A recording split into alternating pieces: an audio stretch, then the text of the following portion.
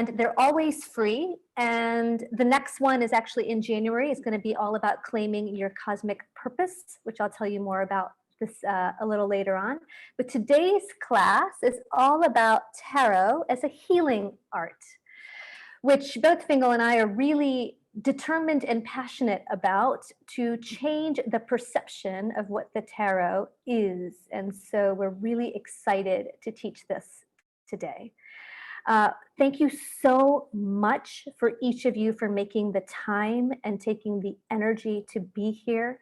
I have immense gratitude for you. I know there are a variety of offerings, there are a variety of teachers and people, and I feel really honored that you took the time to be here today, because tarot as a healing art truly is a modality of healing for you.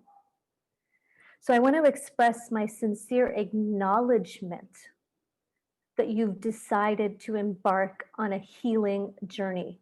No matter where you are on that journey, perhaps you're a beginner, or perhaps you've been a seeker for years and years.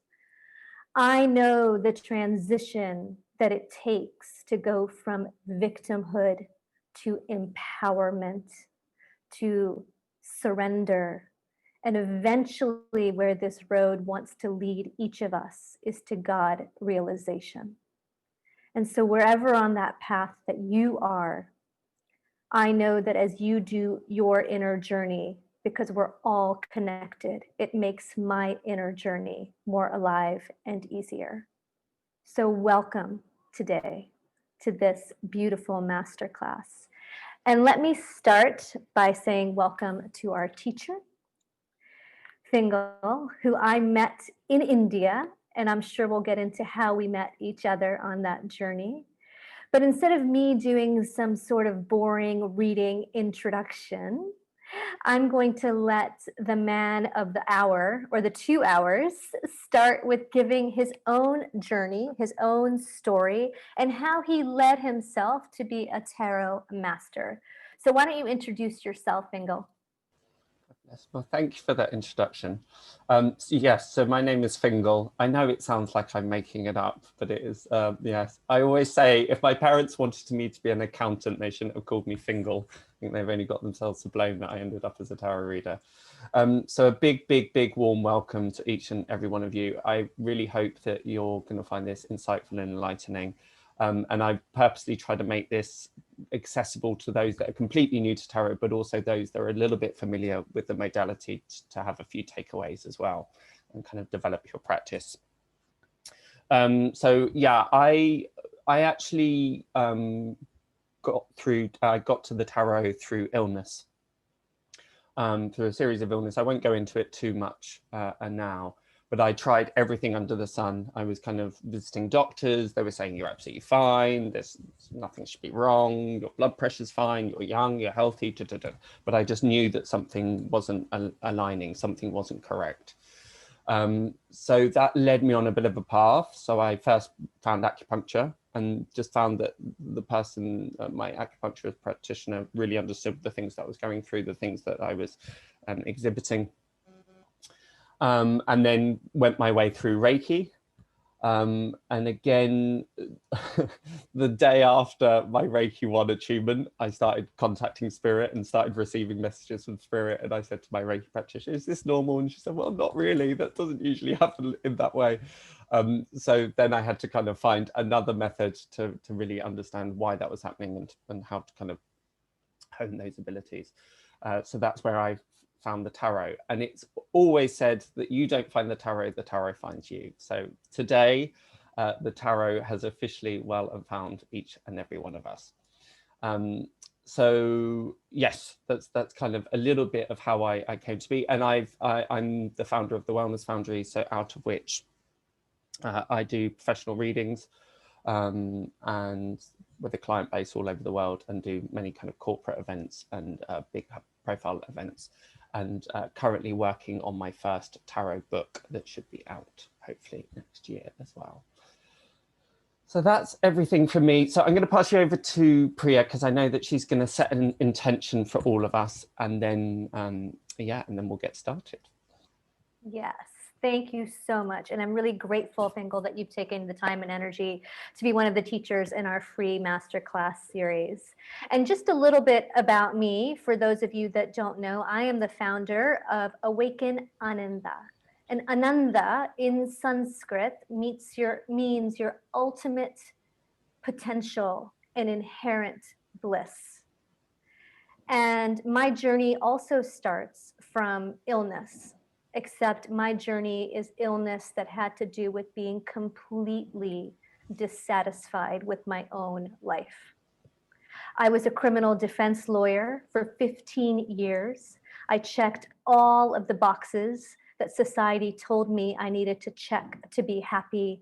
I did everything that we are programmed to do, and yet I still felt unfulfilled and caged in on the inside, to the point where my health, my finances, and my relationships were suffering.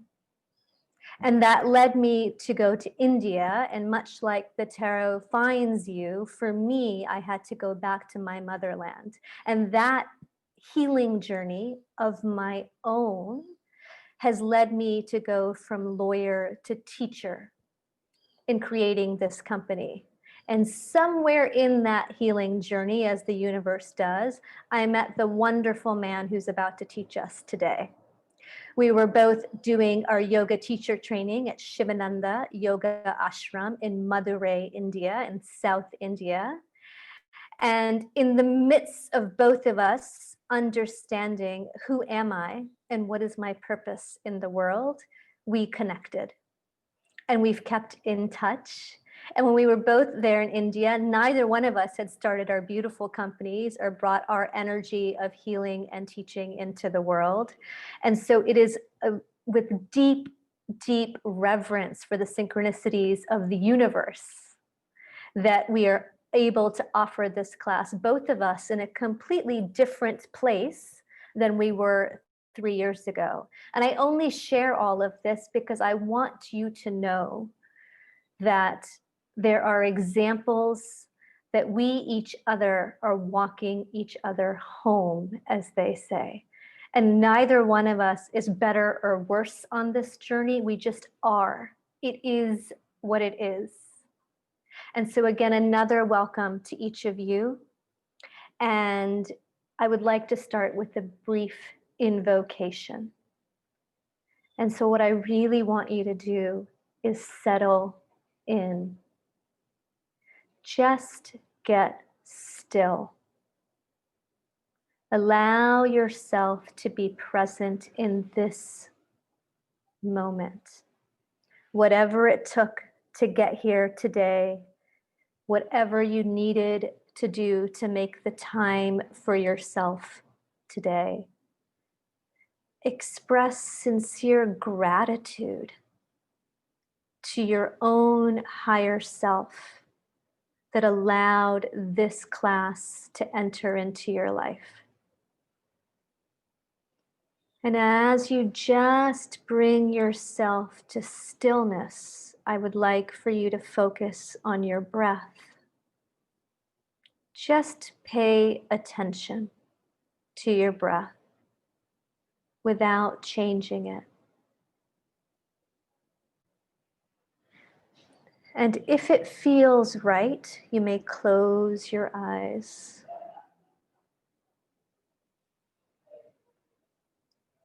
And as you focus on your breath, notice if there's any tension in your body and simply allow it to release. Imagine there is a waterfall of relaxation coming from the top of your head, going down to the bottom of your feet. And as that waterfall of relaxation flows gently down, allow your breath to deepen. With an inhale and an open mouth exhale.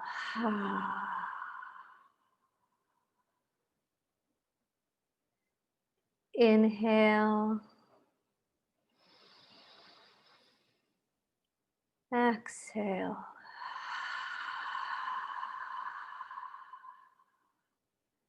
Knowing that each deep breath is bringing you back to this present moment. And allow me to state today's intention as you continue to breathe. In the name of the I am that I am, I humbly invoke the presence of the beings of light, the great central sun, the ascended hosts and the ascended masters, the angels and the entire angelic realm. We invoke the consciousness of the Tarot. We ask for the presence of the ancestors of the land, and we ask for the presence of our own ancestors on this healing journey. We ask for the dolphins and the whales to join us. And we ask for all beings of light that are 100% of the light, known or unknown to us, who may be available to assist us, to join us in the here and now, so we may remember who we really are. I ask for a direct connect between each one present and his or her higher self. I ask for a direct connect between each one present and the higher selves of Fiongal and I, so we may serve each other perfectly. We call in the four directions, the north, the south, the east, and the west. And we call in the five elements that make up each of us: the earth, the air, the fire, the water, and the ether.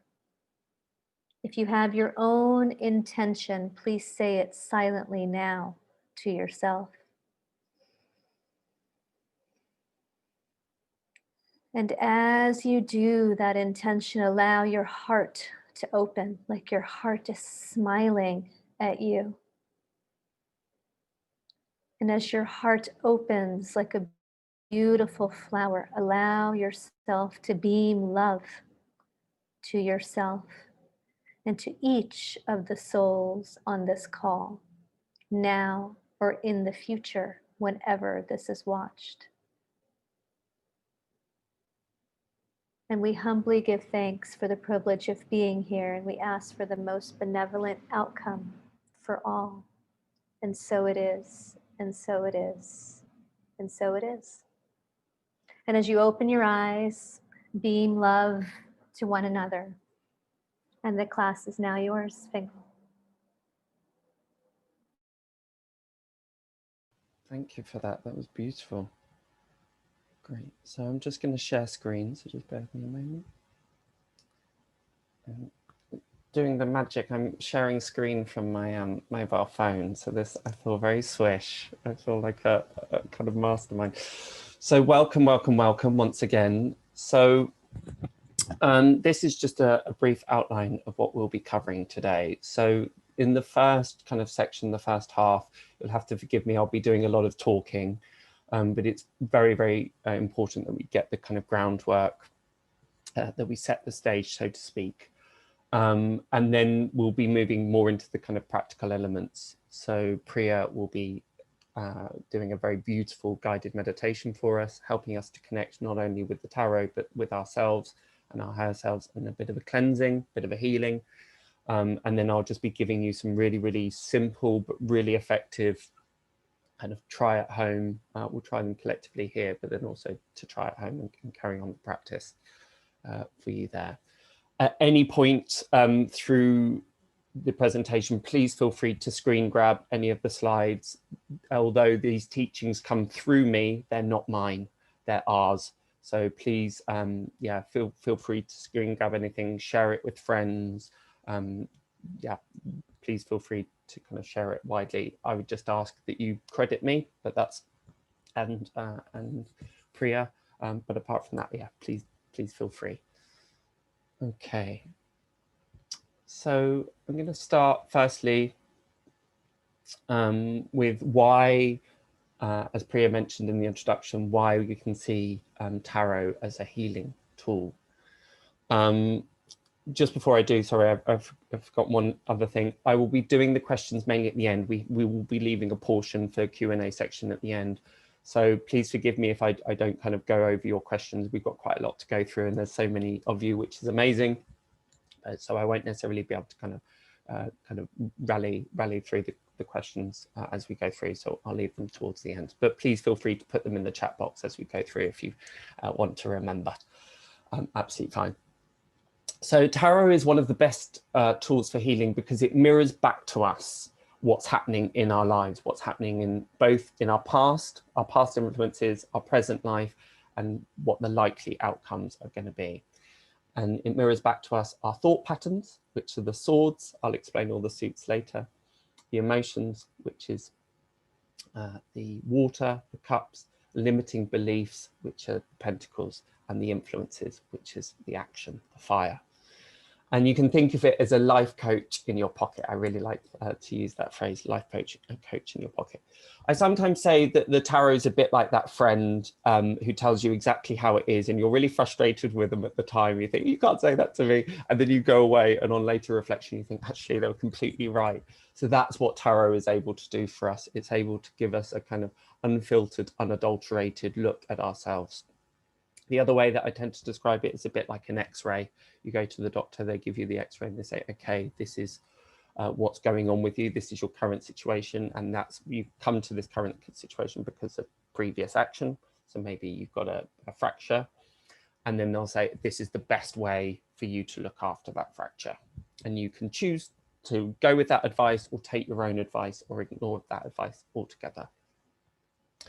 But by doing this, by being in this state of constant reflection and constant self-awareness, it leads to a better understanding of ourselves, because we're able to experience ourselves and recognize our own unique talents, our own separate, being a separate individual. And this is really, really key, that the tarot, the main tool of the tarot, and I'll be looking at the kind of common misconceptions a little bit later on, but the main tool in tarot is to empower us to make the changes and to build on areas of strength and weaknesses, and where we can make those improvements. So the tarot will always try and show you the best path. And intuitive development, which ultimately tarot helps us to do, and self-development go hand in glove. You can't do one without the other. They're entirely symbiotic. So the more that we work with tarot, the more that we become self-aware, and the more we develop our intuition, and the more we're able to develop ourselves and develop our souls. So today's masterclass is a focus on personal development. So I just want to make it clear kind of from the get-go that this isn't about reading for others. To read for others takes a kind of minimum of 6 months training. So we've got about an hour and a bit. So it's a bit of a whistle-stop tour, but hopefully when you come out of this, you've got some really, really good firm understandings of how you can implement it into your daily life to really develop this sense of self-awareness and self-reflection. My only rule in tarot, and it is a personal one, so do feel free to ignore this, but this is rule number 1 that I teach on any tarot course, is please, please, please do not look up the meanings of the cards. Very, very tempting to do. And I do understand why, you know, you look at a card, you feel a bit stumped, you want to refer to a reference book, a guidebook. You often get them that come free with the tarot book. I always encourage my students to throw them away. Just get rid of them, because the point of the tarot is for this self-awareness and to develop our own intuition. If we're always relying on the interpretation of other people, we're effectively saying to our intuition, I don't trust you, I don't trust the information that you're giving me, or our guides or the universe. You're saying, no, I need to see what somebody else is saying. But also this is an intuitive practice. This isn't a learning practice. This isn't history. This isn't mathematics where we're trying to kind of memorize everything by rote and then just kind of reiterate that at a later point. And when we try and do that, it really inhibits our intuitive selves to kind of come forth. It really dampens that down because we're trying to remember everything. And intuition and tarot is not about remembering. So I'm going to talk a little bit more as to how we can just have some really simple effects about how to kind of sidestep trying to look up the meanings. Okay.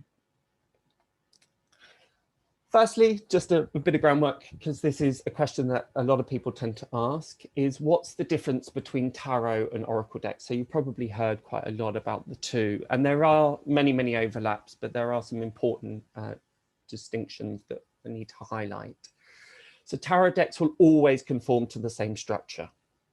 So they'll always have 78 cards. Some decks do deviate from that. I know the Osho Zen deck has 79 cards. I know that the Ethereal Tarot deck has 80 cards, but typically you'll always have 78 cards. And that's divided into the 22 major arcana. And arcana derives from the Latin word for secret. And then you've got the 56 minor arcana. I'll explain a little bit more as to what those two things are. And then your minor arcana is divided further, firstly by being in 4 suits. You've also got the numerology that applies to both the major arcana and the minor arcana also has the court cards. So if we think of a modern day playing deck, pack of cards, they derive from a tarot deck. So tarot decks predate the modern day playing cards. And if you think in the modern day playing cards, we have 4 suits numbered from ace to 10. Then we've got the court cards, usually Jack, Queen, King. And then we've got the only major arcana that has remained, and that is the Joker or the Fool. So that's usually an easier way to kind of remember or understand the structure. Whereas oracle decks, will contain any number of cards. So typically it starts from about 36 cards and it can go up to anywhere to 90. And they can be based on any theme that the designer of that deck chooses of their choosing. So it could be on moon cycles, it could be deities, crystals, flowers, soul lessons, whatever it might be. But they're both concerned with the evolution of the soul, trying to help us with self-awareness and mirror back experiences. Oracle decks tend to be a little bit more explicit because they tend to have kind of a message that's attached to them. So for instance, this is one tarot deck. So you'll often get the kind of message that comes with them, so they're quietly served. So oracle decks tend to be a little bit easier to understand, in all honesty, because they're a bit more explicit. The tarot decks are a little bit more esoteric. They're a little bit more difficult to penetrate. I would recommend, if you just want to use a deck that's in your day-to-day kind of comings and goings, a little bit of guidance each day, an oracle deck may be a really good place to start for you. But the great thing about the tarot is that because it's got that depth, it just keeps unveiling itself to you layer by layer by layer by layer. So it can be complex, but actually the more you work with it, the more it opens up with you. Oracle decks, they tend to be slightly one note. Once you've kind of got to the bottom of them, there's not much more they can give because they're so explicit. So we're going to move on to just a little bit of history of the tarot, where it comes from. So the history of the tarot is about as mysterious as the cards themselves. We don't know. We don't know exactly from where they originate. Some people say that they were Egyptian or even Chinese. Again, there's no extant evidence for them originating there, but if that's kind of resonates with you, then go with that. There's no evidence that it didn't, but there's just nothing to back it up. The other common theory is that it originated in the East. This is Eastern Europe and kind of the Middle East, Far East, and it filtering into Europe when the channels of trade started to open up, particularly when the Crusaders were fighting the Saracens in the Holy Land back in the 12th century. So things like astronomy, astrology, and mathematics did enter kind of the world stage through this route. But again, there's not much evidence. So it's said that tarot actually arrived in Europe some centuries later. Other historians believe that the tarot cards originated in northern Italy, and again, that's the earliest documented account is from 1442, and there is the river Taro or Taro in the province of Parma. So it kind of seems to add up. But they started off, as I mentioned before in the introduction, as playing cards that were a pursuit of the wealthy.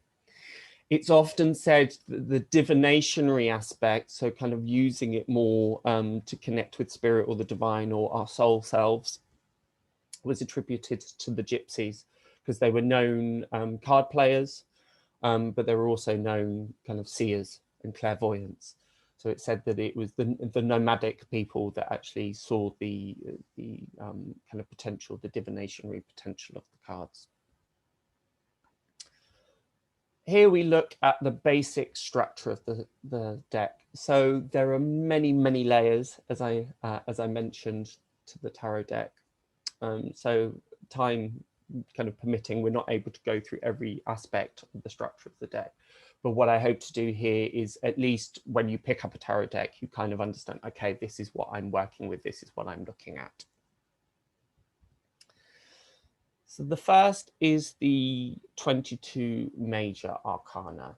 So they come in sequence and they're numbered from 0 to 21. And that starts with the Fool card. I think that's on the next slide, as you can see here. So here, you'll hopefully be able to see the number 0. So the trump, this is called the trump number. And each of the major arcana represents the Fool's journey. So this is, the Fool represents spirit, new spirit, kind of God spirit, coming down onto the physical plane, and its soul's journey through the physical plane and then re-entering back onto the spiritual plane.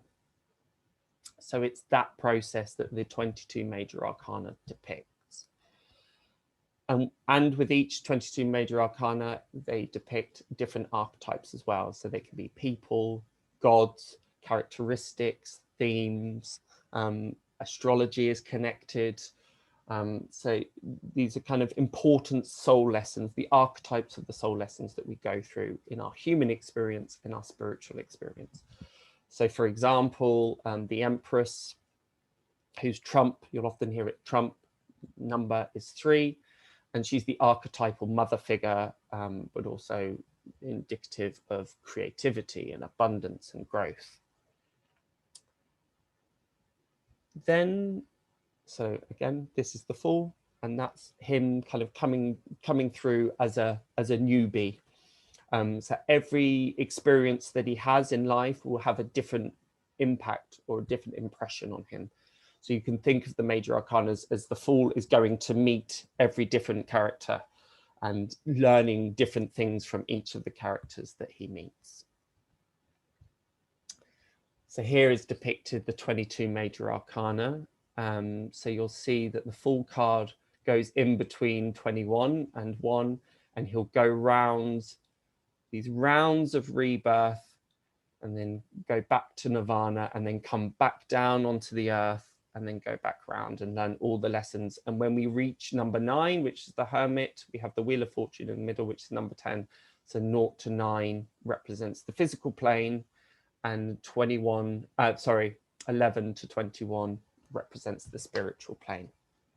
So again, I won't be going in through these cards in turn, but I'll be giving you a way to connect with them a little bit later.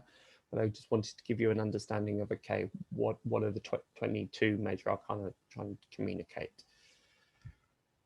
Then we move on to the minor arcana. The thing to stress here is that the minor arcana and the major arcana, sometimes with the major arcana, we think, oh, that's more important. That's a more important card, but it's not like that. The minor arcana is more concerned with the who, what, where, and when. And I've put here sometimes why. Sometimes we're not privy to the why. I'll be giving readings for people and they say, but why does that happen? Why was it like that? Why does it happen like that? And I will ask my guides, or I'll ask the cards, and they're saying, because it did, because it did. It's simply because it did. Sometimes we're not privy to all the information. So you have to be careful sometimes with the why. Another way to describe it is sometimes the major arcana is like the stage of our life. You've got the backdrop, the stage, and then the minor arcana are the actors. It's the lines, it's the script, it's the props, it's the lighting, it's all the things that make up the play that's happening, but the major arcana set the stage, so to speak. And as I mentioned before, the minor arcana are divided into pip cards. So it's often known as pip cards, just like we do in our playing deck. They're separated into 4 suits, numbering from 1 to 10. And I'll explain a little bit what those 4 suits represent and what those numbers represent. And then you have the court cards as well.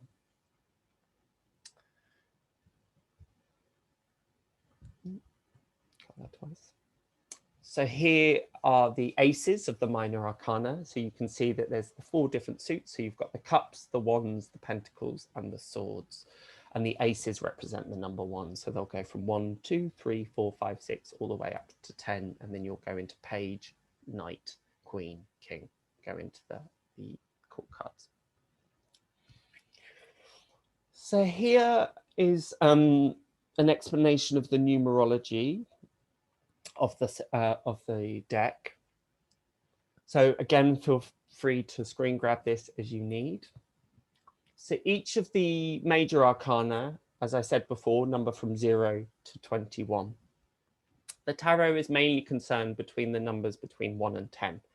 Again, because you'll find them in the minor arcana, the pip cards. So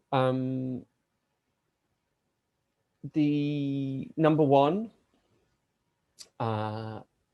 represents beginnings, new energy, new things happening, creation.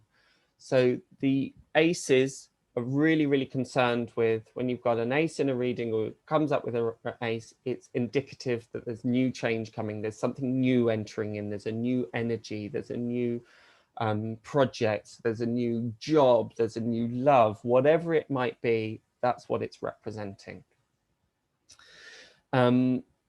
Whereas 2, whenever a 2 appears in the tarot, it's talking about duality, it's talking about division. So from the 1, it's suddenly split. So from singularity comes duality. So something that might have been really clear, really obvious, really like, oh, this is where we're going, this is what we're heading to, suddenly splits.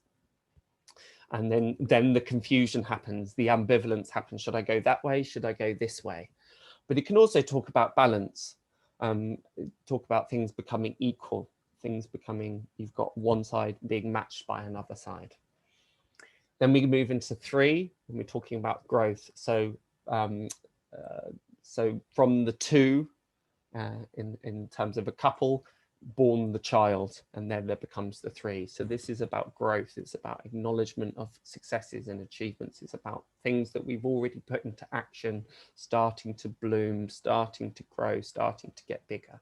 So again, when we have our 3, a 3 appears in the tarot, it's speaking about, okay, things are building up. They're not quite there yet. We're still quite early on, but there's definitely progress that's being made. Then we reach 4, 4 being the 4 sides of a window or the 4 sides of a building. It's a very strong structure. You can see behind me. So where 4s appear in the tarot, it's talking about, okay, things have really got to quite an even keel. You've got this duality being doubled. So you've got all 4 sides are being covered, so to speak. You can also be talking about boundaries. Have we got enough boundaries? The lack of boundaries. Then 5 comes along. So from this 4, from this very evenly matched, very symmetric shape, we have the 5. And it throws that balance off. It throws that structure off. Very difficult to build a building with 5 walls. Much easier to build a building with 4 walls. So it's all about chaos and challenges and difficulties and having to overcome hurdles. But chaos isn't necessarily bad. Sometimes when things get very stale and too structured and too still, sometimes we need chaos in order to incite and excite change. So don't necessarily think, oh, okay, that means it's bad. We don't want chaos. Sometimes chaos can be great. From 6, we return to harmony. We return to balance. We return to an equilibrium, because 6 is a very symmetric number. Then 7 goes into ambition and endurance. It's the kind of push. We're over the halfway mark now. We really need to prove ourselves. We need to move forward. We want to kind of strive towards the end. The end is in sight. So we're getting there. It's about kind of really pushing through.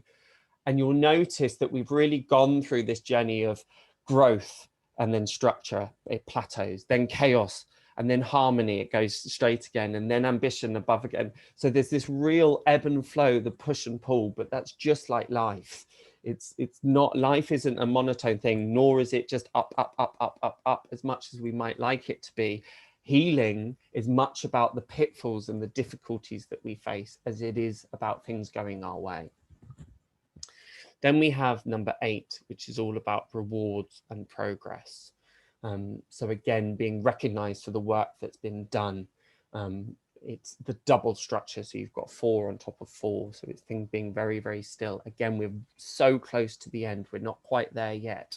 But it's everything that we've experienced and gone through to get there. So it's the 1, 2, 3, 4, 5, 6, 7 to the 8. So it's all about having the experience gained to show for.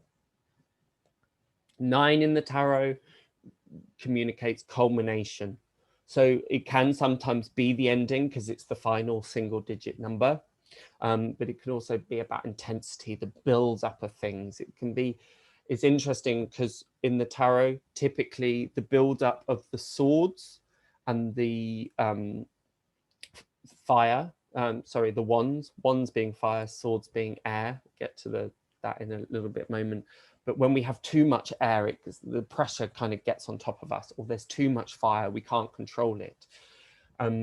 So they can be quite intense and not necessarily pleasant, whereas the cups, which is the emotions, and pentacles, which is wealth and health, when we've got that in great abundance, when we've got a real combination of that, that's great. That feels like, oh, we've got loads of resource, we've got loads of happiness abound.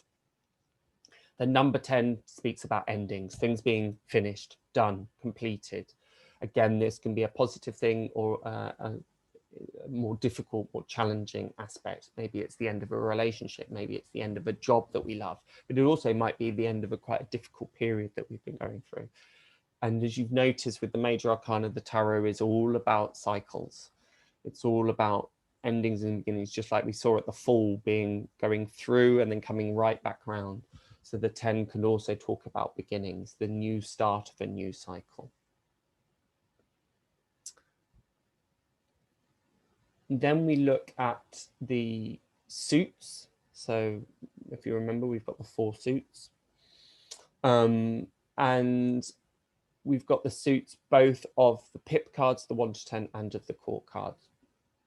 So the swords are typically the element of air. In some places, for some people, it's described as the element of fire. You'll find that the wands and the swords get switched around sometimes.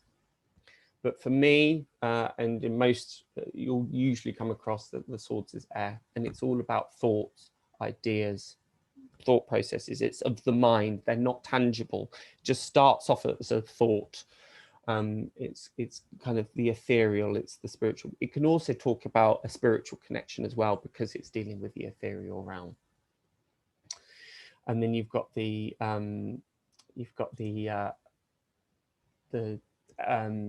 astrology as well. If you're interested in astrology, it's not something that I'll go in now, but I know that many of you will have some good knowledge of astrology.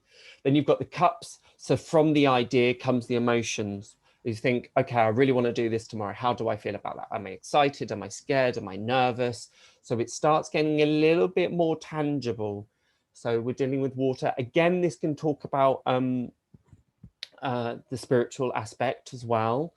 But it can also talk about the subconscious. So often when you see water in the tarot, it's talking about the subconscious mind or the dreams, or very, very much the right side of the brain, that very kind of intuitive sense. Then we have the wands. The wands is ruled by fire. And so I've had the thought, I feel, okay, yeah, I feel really good about that. I want to do that. So then I put that into action. I do something about it. I take the necessary steps. So that's everything that wands is about. But it's also about creativity. It's also about victory. It's also about our passions, our very fiery aspect. So you can kind of think, if anybody's familiar with the chakras, you can think of the swords very much as the kind of crown chakra, maybe the third eye chakra aspect. Your cups will be your heart and your solar plexus chakras. Your wands will be more your solar plexus sacral, and your pentacles will be much more your base chakra, because it's all about the very slow moving. It's very, it's about the earth. It's about things that are tangible. So we've had the thought, we've had the emotion that we think, okay, do we like this? Do we not? Okay, what's the action to avoid that or to put that into action? And then the pentacles talk about the result. They talk about the manifestation of that process. So very often it's about health and wealth, but not always. It's often about the material world. And sometimes we can think, oh, the pentacles, great. It's all about abundance. It's all about manifestation. Oh, we want the pentacles. You can remember it's earth. It's quite slow. So it can, if we've got too much pentacles, we've got too many responsibilities. It's a bit like wading through treacle. So again, please feel free to screen grab this. Then finally, we look at the court cards. Now, the court cards are commonly known, they're a bit notorious for being every tarot reader's worst nightmare. I actually love them, but I've spent a long time kind of developing a relationship with them, but they do tend to create a lot of confusion for people. And that's because the court cards can represent a plethora of things. One, they can represent people, so they can represent you or other people in your life. They can represent personality traits, so joyous, creativity, a bit of a dreamer, a bit idle, all of those different personality traits. It can represent a situation or an event, something kind of happening, combination, maybe you need to see a lawyer, whatever these things might be, and then also the level of maturity of a person, idea, or situation. So we've got this idea, we want to set up this company. Okay, we might get the page, we're still very much in the fledgling aspect of it. Or if we get the king, okay, we've really manifested this. We've done all the necessary work. It's almost completed, so to speak. So don't get too worried, bogged down of, okay, which is which, how can I tell? Don't worry, but I just wanted to bring your awareness to the fact that they can represent all of these different things. So always just check in with your intuition of actually which one might this be. Again, the pages, they link with the aces typically. So these are the messengers. It's about new beginnings, it's cycles, it's changes, but it can also be about being a neophyte, a bit unsure, not kind of, it's not, you haven't got the confidence yet because you're not experienced enough. The knights, they tend to be those that go out into the world. They're in action. They're really kind of, again, why they're with the fire element. They're linked with the wands. It's all about going off and doing. The king sends out the knights either to battle or to go and collect the information, and they come back. You've got the queen, which is typically the feminine aspect. And these are kind of creators. They're very creative energy, particularly in where our passions lie. But you can also speak of the subconscious mind and the receptive, passive energy. And then the king tends to talk about things that are very abundant, very manifest, really kind of at the end of the process. And they're the masters of their suit. So they really accrued and accumulated all the experience and knowledge that their requisite suit expresses. So for instance, here we have the King of Pentacles. So he's likely to be kind of very business minded, quite wealthy, have quite a clear sense of how to manifest things, how to put things into how to get things in actuality, because he's learned all the process from the 1, 2, 3, 4, 5, all the way up to 10 of the minor arcana of the Pentacles. I hope that makes sense. Don't worry about trying to take all of this in. This is just to help you kind of not feel so at sea, so to speak, and kind of think, okay, I know roughly where we're placed with each of this. Before we move on to start working with the cards, I just want to dispel a couple of common misconceptions, because it's one thing that's great is that the tarot is becoming really, really popular, and that's really exciting because, again, it leads to this greater self-awareness, which can lead to empowerment, which can lead to kind of real healing starting to happen, and that's fantastic. But as with anything that becomes popular, it sometimes lives under a pall of misconceptions because it kind of gets a bit misconstrued. So the first one that I wanted to just explore is tarot is all about fortune telling. It's all about telling the future. That's why we're going to see a tarot reader, because we want to know what's going to happen in our job, what's going to happen in our relationship, what's going to happen, what's happening in the future. But no, this isn't the way that the tarot wants to be used at all. It doesn't want to be used. The more you work with tarot, the more you realize it's got a kind of personality. It's got wants and wishes and likes and dislikes. And there's certain things that it doesn't like to be used for. It's kind of like, this is not what I'm designed to be. So yes, we can explore likely outcomes, like I said before, but these are dependent on the actions that we take today. Nothing about the future is fixed. It's always dependent on the actions, decisions, and beliefs that we have in our present moment.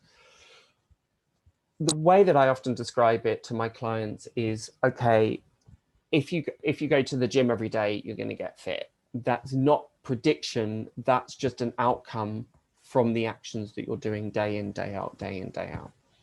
So think of it more in this respect. So phrase your questions, be looking to use the tarot as more of, okay, I want to know about, okay, let's take, for example, I want to know if I'm going to get that job. Instead of saying, am I going to get the job? The tarot can't tell you that. It can't tell you that.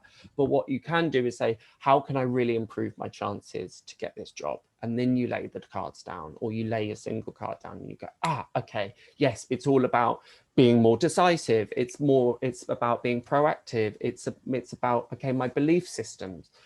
So just look at just be careful on how you're phrasing the question, because as we said right at the beginning, both Priya and me, this is very much about empowering you to make the right decisions, the right choices, and having that self-awareness of where you could make improvements. This isn't about, oh, things are outside of my control, it's going to happen, whatever. No, we've got free will. We've always got free will.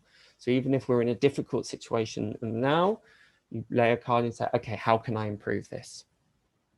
So really, really focus on the changes and guidance you need to know about the now. You can look at the past. You can say, okay, how has my past influenced my current situation? But again, don't get too hung up on that. Don't use the past as a kind of reason or an excuse, or oh, I can't possibly do that because of past experiences. It's just there to kind of go, okay, this has happened before and it keeps happening. Why? Treat it more in that respect. Oh, that shouldn't happen there. So the common misconception number 2 is you shouldn't buy your own deck. I don't really know where this came from, to be honest. But everybody says, oh, you can't buy a deck. You have to be given a deck. It has to be given it to you, or you can only be a tarot reader if your grandmother was a tarot reader, or you're the 7th child of the 7th son, or whatever that might be. No, it's absolutely fine. Anybody can pick up a deck. One thing I would implore you to do is try to kind of not buy from big conglomerate companies, not naming anyone in particular, but it's a river in South America. Really try and kind of go to, like, it's becoming more and more popular at the moment. So you can pick up decks much more readily than you ever used to be. It's not even just kind of esoteric or occult book styles anymore. No, you can find them in department stores now. I would just really recommend going and just feeling them out, kind of saying, okay, which one am I drawn to? Maybe ask the shop assistant. And you're also supporting local business, which is kind of essential at the moment. So yeah, just so that you can kind of get a feel and a connection. I think that where this has come from is what I was saying before, is that that the tarot finds you and you don't find it. So that's partly why, okay, if you're gifted a tarot, it might be a bit of a nudge, a bit of a prompt from the universe of, okay, maybe you need to start working with this a bit more. And it's just a little bit of a suggestion in that respect. Okay, so this is the third one we're going to look at before we're going to go into our little meditation, start working with the cards. I've just seen, I said I wasn't going to kind of go to the chat, but I have seen something that's really reminded me. So thank you for the person that put that in the chat box, saying that I love the She-Wolf Tarot and the Serpent Fire Tarot. brilliant. Really go out there. There's amazing, amazing decks out there. You've got like the cat tarot, you've got tarot decks from the most amazing artists. You've got the transparent tarot, which are kind of made from plastic, but you can lay them up. Really incredible decks out there. So really just what works for one might not work for you. The only thing that I would suggest is not to get a Marseille deck, not because there's anything wrong with it. It's an amazing deck, but part of the problem is that the pip cards that we talked about for the minor arcana don't have pictures on them. You've only got kind of, for the 6 of wands, you'll just have 6 wands depicted. And that can be quite difficult to read unless you're kind of experienced with it. A great, great place to start, and I think Priya sent this out, is the Rider-Waite deck or the Morgan Greer deck. They're quite ubiquitous. They're not for everybody's taste, absolutely fine. But what it does is, because each of them has this depiction, I'm just trying to find, I've got my deck here, but I keep finding major arcana, 6 pentacles, you'll see that it actually has a visual cue as well. And that can just sometimes be much easier to read. And a lot of the resources out there will refer to the Rider-Waite Smith deck. But yeah, again, feel free. The only other one that I tend to shy away from, and this again is a personal thing, you might find that people that disagree with this, is the Aleister Crowley deck. Aleister Crowley was a bit on the edge of kind of dark stuff. He was quite a dark magician, and he created this deck, the Thoth deck, and it's just a bit, there's a kind of a bit of a weird energy. Yeah. So yeah, amazing. It's really nice to see what people are putting in here about the kind of the decks. Yeah, thank you for sharing. So the last common misconception I'm going to talk about, and then we're really going to delve deep into more of the practical element and how to start connecting with the cards, is it will tell me when bad things are going to happen. This is a real big one. People are going to come to me, I don't want to come, you know, it's going to tell me that all these bad things are going to happen. And in a way, yes, it might do. It may very do. The wonderful thing about the tarot, unlike some oracle decks, a lot of oracle decks out there, and this isn't me bashing oracle decks, they're amazing. I've really started connecting with oracle decks, but they tend to gloss. They tend to be very light and very white and very kind of just, oh, everything's great and da. And life isn't, the human experience isn't like that all the time. It'd be like, where would be the growth in that if it was always pleasant, always easy, always, there's the whole point of the healing aspect. So that's what I love about the tarot, is that it will say, yes, things are going to get challenging. Yes, it's going to be difficult. And actually, it's a kind of duty in a reading to say, look, I am sensing a bit of a difficult period, but this is how you can best navigate it. This is the lesson that's there for you. This is why it's happening, sometimes with the why. Whereas if you're just using these decks that completely miss out the Devil, the Tower, the 9 of Swords, all of these kind of quite challenging cards at times, then you're not going to be aware of, actually, there's something quite difficult coming up. It's really interesting. I did a reading for my sister, and I saw in the cards, you're going to lose your house. You're going to lose your house. And I told her in such a way that it's, you know, honesty without compassion is just brutality. So I would never dream in a reading to say, oh, I'm sorry, this bad thing's going to happen to you. No, I'm always very mindful of how I deliver that message. Is it helpful, and is it true? And if those two things are right, can I deliver it in a compassionate way that's really kind of, it's like, look, this is going to be challenging, but here's the positive of that. So this is why it's important. See getting the Tower, see getting the Devil, see getting the 9 of Swords as a gift. Thank you, Tarot. Thank you for telling me that actually this difficult thing's happening. And I always think they've got these clients that come through the door and I say, oh, things are really tough for you at the moment. And they actually feel relieved in a way, because their experience is being recognized. It's they're actually feeling as though their experience is being honored, as opposed to glossed over or pretend that it's all right, it's all fine. Because sometimes it isn't. Life is challenging, but there's the healing that happens within that. So, and on the back of this, there are no such things as good cards and bad cards. There are no such things as good cards and bad cards. Sometimes I see the Devil in a reading and I'm like, this is a real blessing. This is so great, because it's bringing your awareness to this thing isn't working for you. And they're like, oh gosh, I never even realized that. And without the Devil card being there, how would you know? You'd always just think, oh, everything's great. So if those cards come up for you, say thank you universe, thank you cards for letting me know that this is going to happen and how I can prepare for it.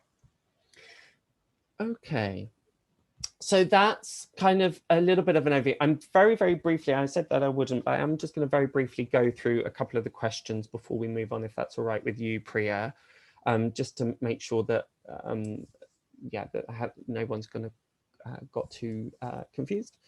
So do you conduct trainings? Asking Ben. I will speak a little bit more about that at the end. And do I recommend a specific oracle deck? Again, I would just really see what resonates for you. I would set the intention before you go into a shop, or if you have to do an internet shop, say, okay, universe, I need an oracle deck. What one do I need? Show me which I need, and then just go down that rabbit hole and find the one that works for you. Because the thing is, what works for me might not necessarily work for another person. So you really just use what resonates with you. That said, if I would also look at what areas of interest that you have. So if you know lots about crystals, get a crystal oracle deck. Similar with the tarot, you can find tarot that depicts certain scenes. So you can get ones that are more pagan. You can get ones that have the astrology on them. You can have the ones that have the Hebrew on them. So you can use those areas of expertise that you already have and start blending them. Okay, so I'm just going to check through. Is it like flowing with the forces that you already at play? Doesn't show the future, but shows the forces already flowing? Yes, absolutely. A really good way to say it. So I often say that it's like an archer. And the archer is your past experiences, are how many arrows you've got in your quiver, what the quality of those arrows are like. Are they really beautifully made? Are they a bit wonky? That's all your past experiences led you to this. In the present, I'm the archer. I'm deciding where to kind of shoot the arrow. I say all of this with the tattoo, where to shoot the arrow. And then once I let it go, that's going into the future. And that's dependent on where I aimed it to. We can have a pretty good idea, okay, I'm aiming it in that direction, but the wind might come along, or somebody might kind of run across the path of that arrow, or whatever. There are factors that are outside of ourselves, so we can't always know exactly where that arrow is going to land, but we can know, oh, okay, I've got a really good intention for this, so it's more likely to have a positive result. So lots of suggestions with some great decks, which is great. Somebody saying, yes, you got the Marseille deck as the first deck, and then quite literally sabotaged myself. Yeah, it's really difficult. That some people really resonate to the Marseille deck. They actually find it easier, but it's quite a challenging place to start. And oracle decks really don't cut it when going through major inner work. Yes, I would agree with that.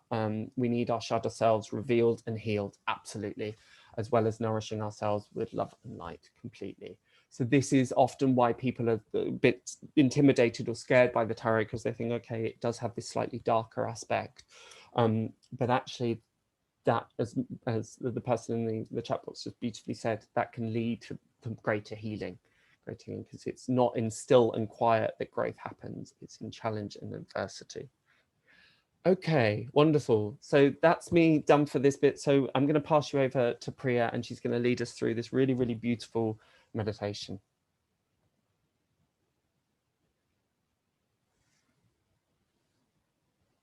If she's still there, hopefully she's still there. Can you hear me? Yes, got you. Yes. Perfect. Perfect. Can you just remove the slide for me, please? Of course. Sorry, I'll just do it from this Thank one. you so much, Fiongal. So far, it's been an excellent class.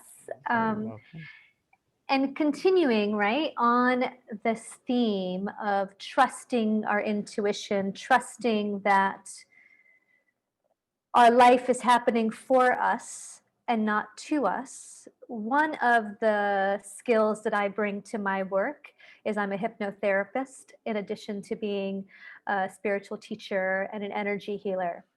And for me, being able to get into that place of trust requires that I move out of my left logical brain into my right intuitive brain of imagination.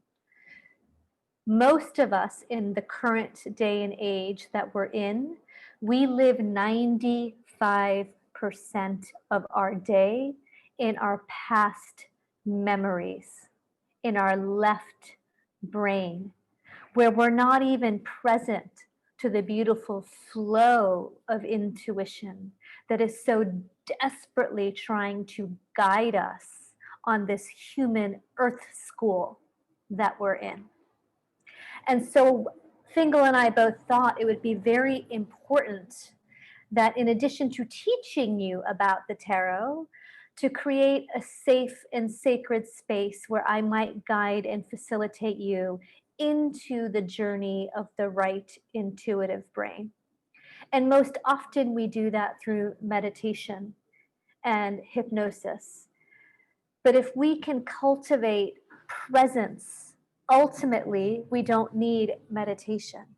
If we can cultivate presence of being in the moment, then we actually have self-mastery over our left and right brain.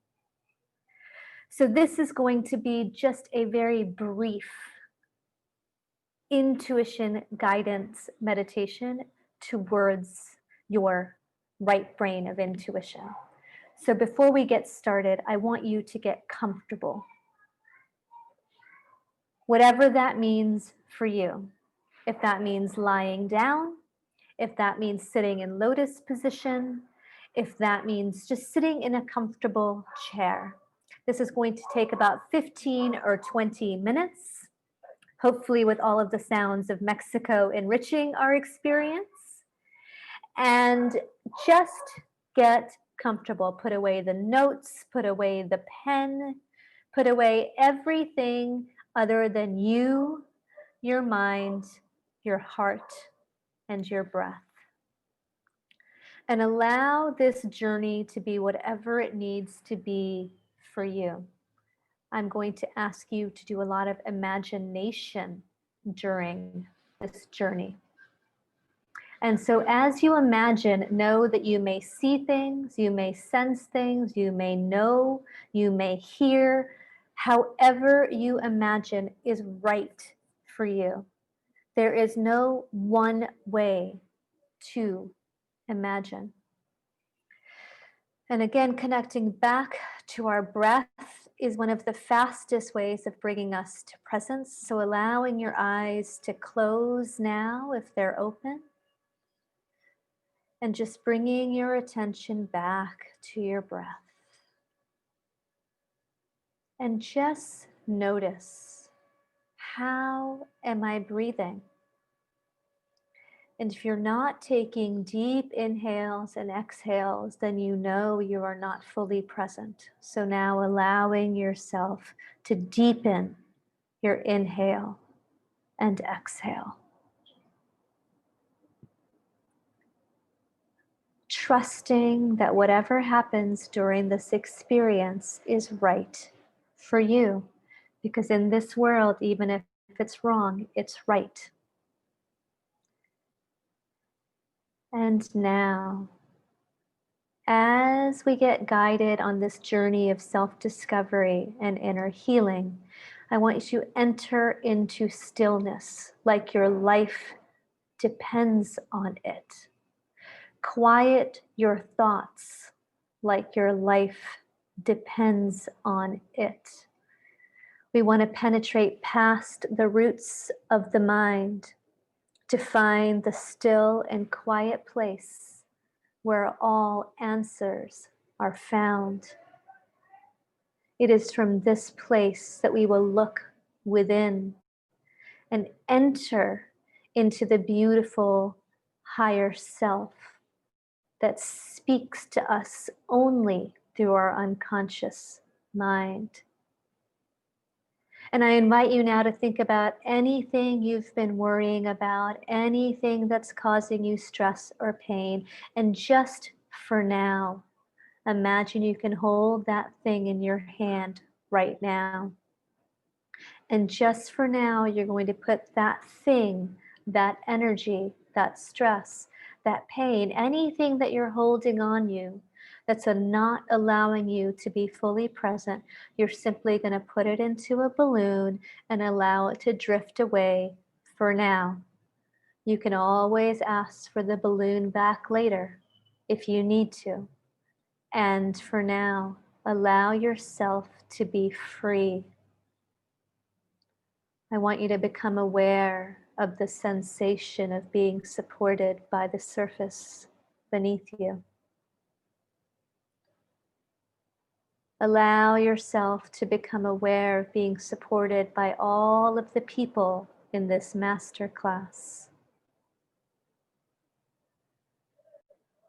I want you to notice the temperature on your skin.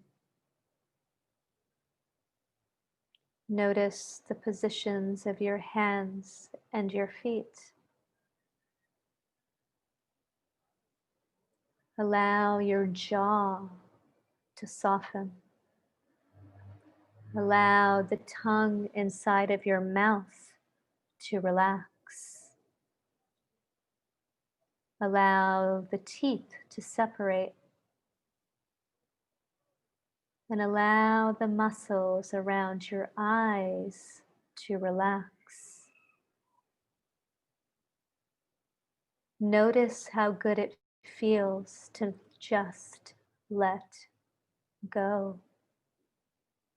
And as you relax your whole body, repeat this mantra with courage and strength in your heart and mind.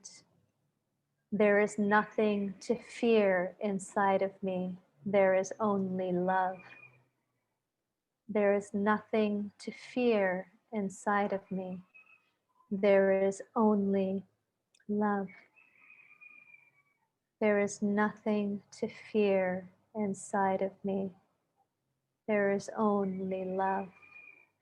And now see, feel, sense, know, or imagine yourself in a pillar of white light. A white light that extends down from the cosmos all the way down to the core of the earth. Your whole being is surrounded in this beautiful, sparkling white light that lifts away all lower energies and vibrations and surrounds your body with love, warmth, healing, and light. Imagine you have a pillar of white light in each of the four corners of your room, and your whole space is filled with the beautiful, divine, sparkling, diamond, glistening white light. And as you're breathing in, every cell of your being is opening up to receiving this beautiful healing light. You're being cleansed and bathed in this loving vibration. Anything that feels heavy, slow, or dull will now be lifted so you can feel joyful, vibrant, alive, and present. And as we breathe in this beautiful light, know that your individual healing team, your highest level guides and angels are with us now.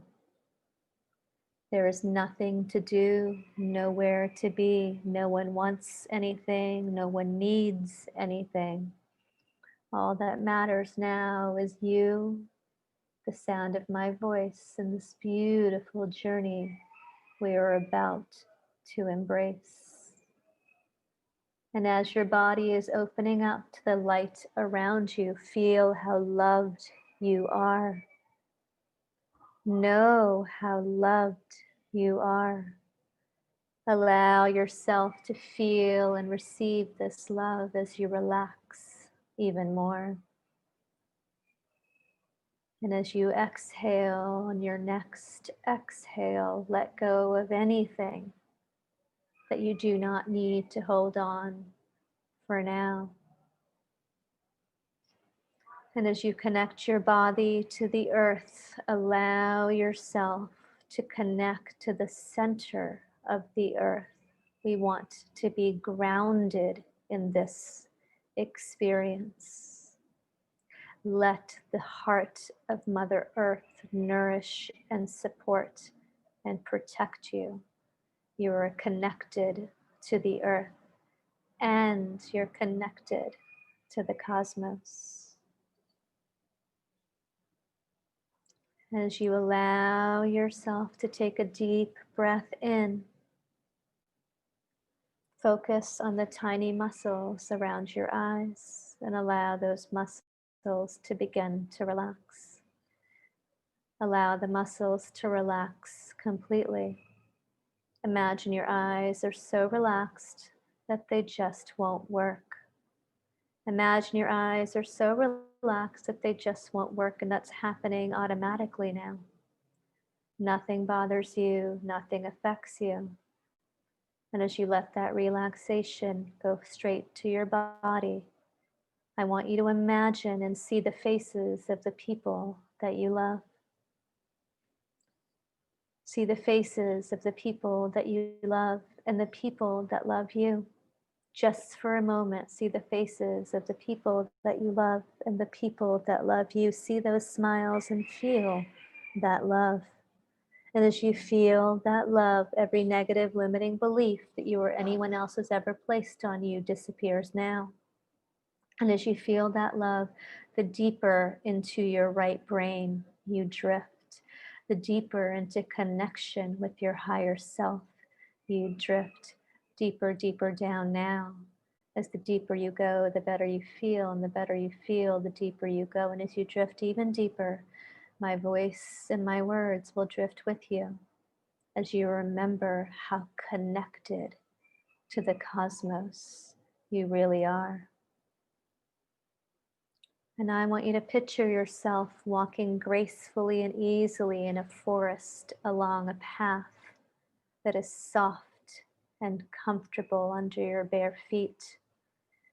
Feel the spongy earth underneath you as you take each step. The air is warm and moist and comfortable on your skin. And the day is slowly turning into night. You feel a sense of relief as quiet descends upon and within you. You know you are guided by a loving presence. You have a sense of complete ease and relaxation about your surroundings. And as you walk further down this path, you come across 2 water jugs made of clay. And as you take a few more steps towards them, you pick up the jugs and begin to carry them. As you walk towards a clearing of trees down the bottom of a hill. Each step you take to reach the bottom of the hill brings you more and more a sense of connection to your higher self, to your intuition. You can feel your breath gently moving in and out of your body. Beautiful. Very good. Very good. And as you feel your breath and you travel down to the bottom of the hill, you notice you have 10 more steps to go. And you begin to count down now, 10, letting go even more, 9, 8, sinking even more, 7, 6, 5, relaxing more deeply, 4, 3, allowing your higher self to take place in your heart, 2 and 1, very good. And now you arrive at a small pound surrounded by mossy grass and small red flowers. You tread gently over the earth and take a seat on the grass next to the pond of water. And you feel your body connect to the earth. You get a sense of grounding, healing energy rising up from beneath you, up through your legs, into the area around the base of your spine. You feel the energy trickle up into your body, and a further sense of calm comes over you. You place the jugs down and take a moment to look up to the night sky. Bright, bright stars sparkle like diamonds above. You count 7 small stars and another one that is much bigger and brighter than the others. In the distance, you hear a long call of birds sitting in the tree.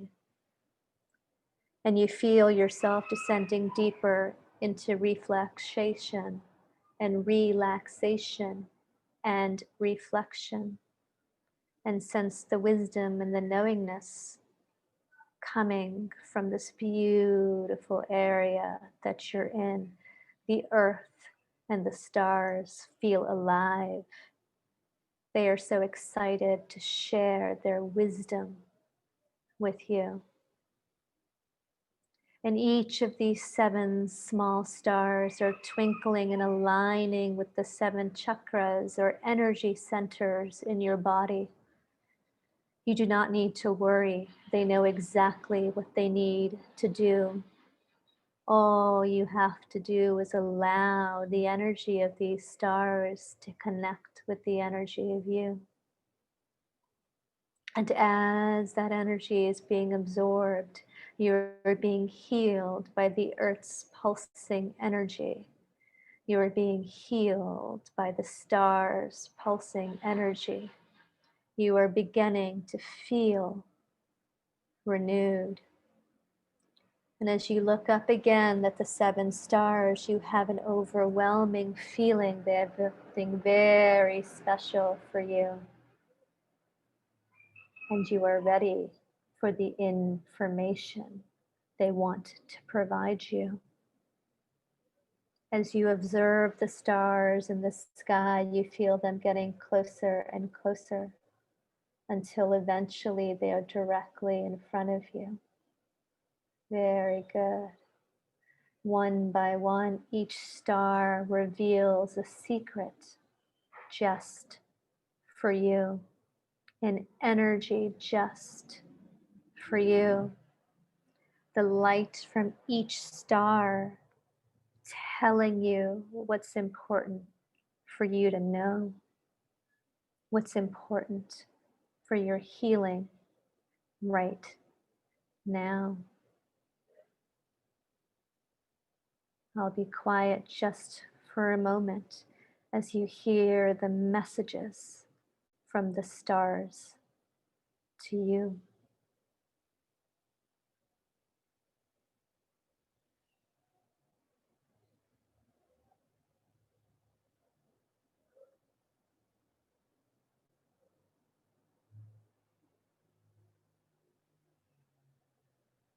Breathe here now. Rest in the awareness that all is well, that you are balanced and whole as each part of your body comes into perfect harmony. This balanced whole body energy is within you at all times.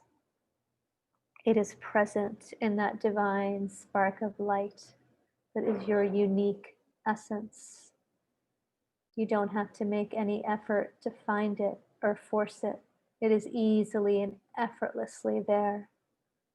You simply hold the intention to connect with your intuition and with presence and balance in your system. The connection is already there. You are absolutely connected. Very good.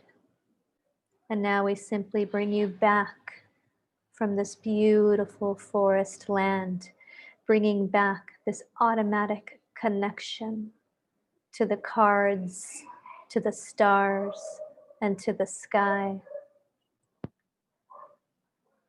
And as you turn your attention to the largest star that still remains in the sky, a beam of light opens up from it and flows down to rest upon the crown of your head.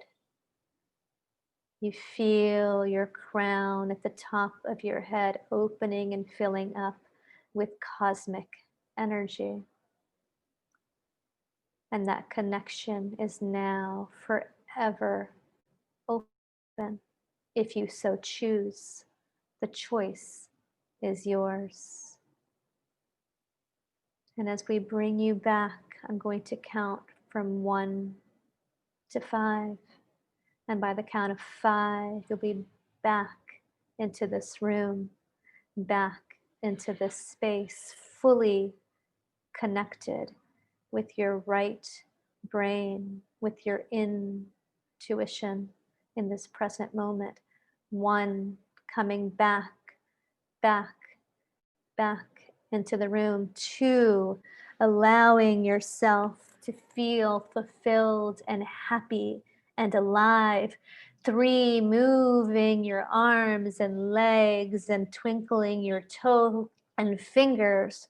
4, back, back, back into the room, knowing and accepting what a beautiful experience you had.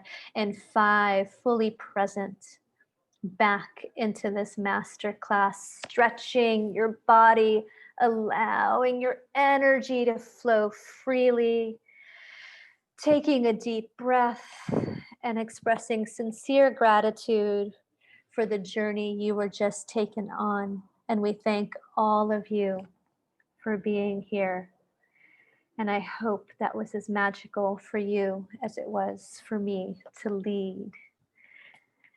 And if you have any comments about that, and before we go back, I want to tell you that I actually took you to the star in the tarot deck, which is the deck of healing, which is the card of healing. And this is where you were guided in the hopes that you can see, that you know what each card actually already means. If we simply step in to our intuition and knowing. So lovely. And hopefully, oh, I'm so glad you all enjoyed it. That was a half hypnosis, half meditation. All right, Fiongal, back to you, my love.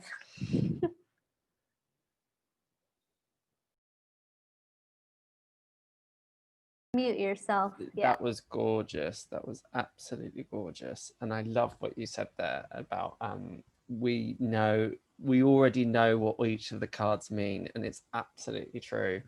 And that's a really, really good attitude to have, and it's a beautiful follow on to what we're about to do next.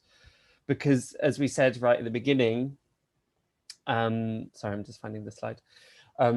As we said in the beginning, that the tarot is a reflection of the soul's journey of the human experience. And because we're having the human experience, we've already connected and met each of the cards. We just don't necessarily know that we have done already. And that's really at the core of all my teachings of the tarot. It's really about how to connect your experience, your life experience, with the card. And that's the way to get to know them, not through reading the meanings of somebody else's life experience. So we're going to go through, now that we're in this really beautiful space and state, thanks to the meditation, I want to take us to another, it's a sort of meditation, but it's a very kind of condensed version of. And it's something that I call tarot blind. So this was something that was passed on to me by the woman that taught me the tarot, a woman called Tiffany Crisara. And it's a very, very simple technique. And this is the kind of bedrock of getting to know the cards. So if you come away with only one technique and it's just this, then this is enough to get to know the whole deck fully. It's very, very simple. So what I would ask you to do is get your decks. Now, if you don't have a tarot deck and you've only got an oracle deck, that's absolutely fine. Just grab your oracle deck. If you don't have a deck on you at all, again, do not worry. You're going to we're going to do a card by proxy. Because we're all connected energetically, because we're all in this shared space, you're just going to tune in to the card that I pick. So we're all going to, for anybody that doesn't have a card, they can just tune into the one that I use. So if you grab your deck and just shake. Shake? That's the problem with trying to read chat and talk. Shuffle the deck in any which way that you like. Now, there are no hard and fast rules when it comes to shuffling a deck. You can do it in whichever way. And then you're going to select a card, and you just select a card without looking at it. Now, again, there's no hard and fast rule of how you select a card. You can select it from the top, it can be the bottom one, it can be a random one. If there's one that jumps out, then usually that's a sign that that's the one that needs to be worked with. But just make sure that you're choosing a card that you haven't seen. Hence why it's a blind. So we're doing a tarot blind here. So then once you've got your card, this one kind of jumped out at me. So actually, I just saw it, so I'm going to have to choose another one. So I've got my card, and you place it in between your hands. Place it in between your hands, and you're just going to gently close your eyes. And just like Priya did with us, just going to settle on the breath. So again, just using that as an anchor to the present moment. Again, you might crook your neck, roll your shoulders,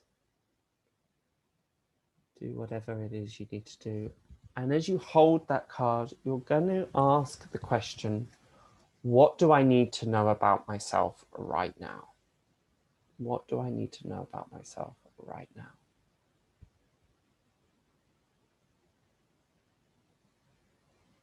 And just allow whatever comes to come. So that might be in the form of some images, maybe a feeling. How does the card feel in your hands? Is there a tingling? Is there a heaviness? Does it feel warm? Does it feel cool?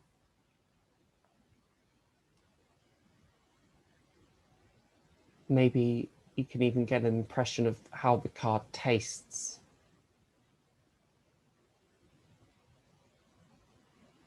Or any colors that are associated with the card.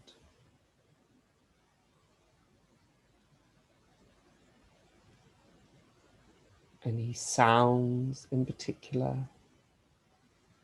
Any smells? Again, just ask that question, what do I need to know about myself right now?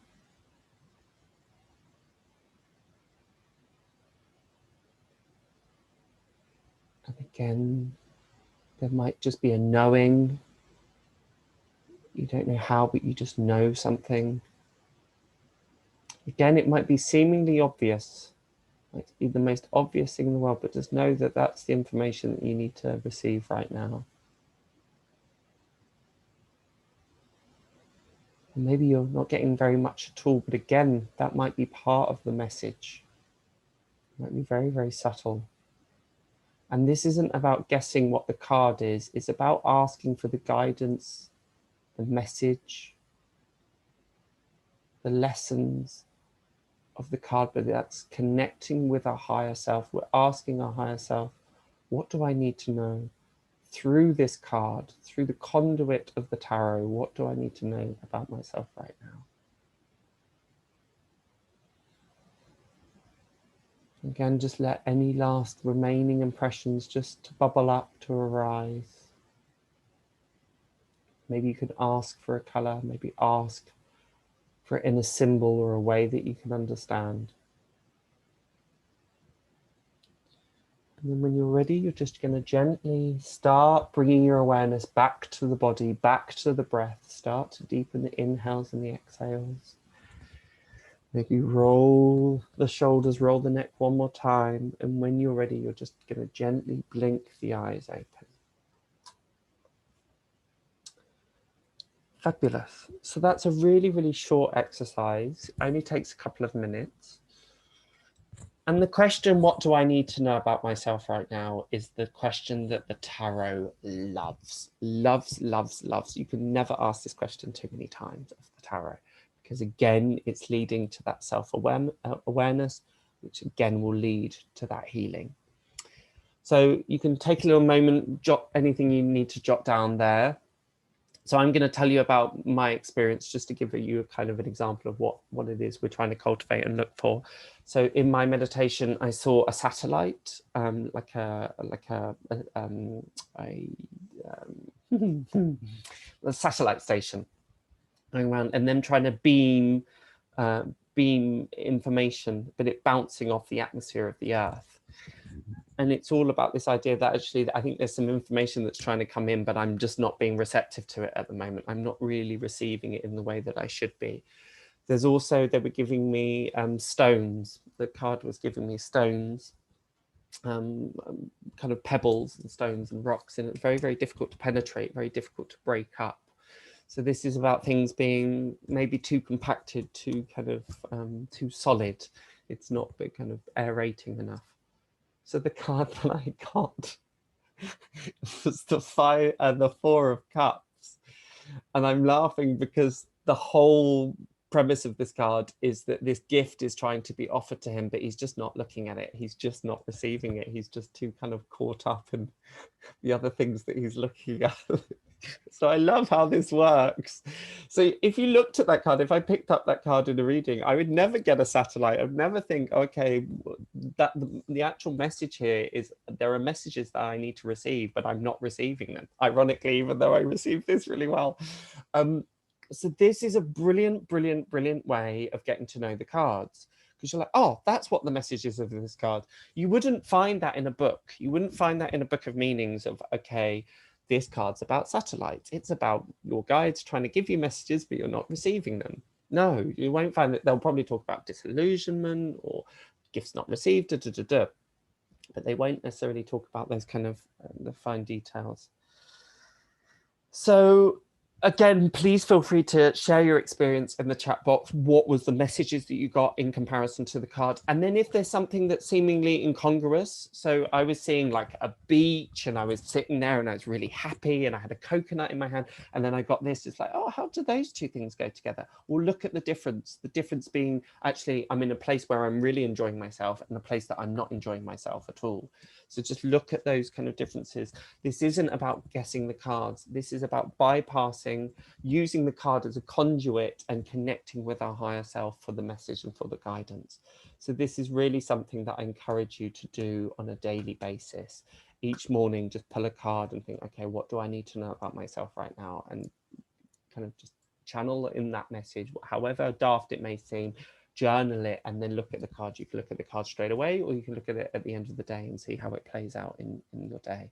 But this is by far the best way to get to know the tarot, because you're not just relying solely on the visual messages, you're actually using it to connect with your intuition.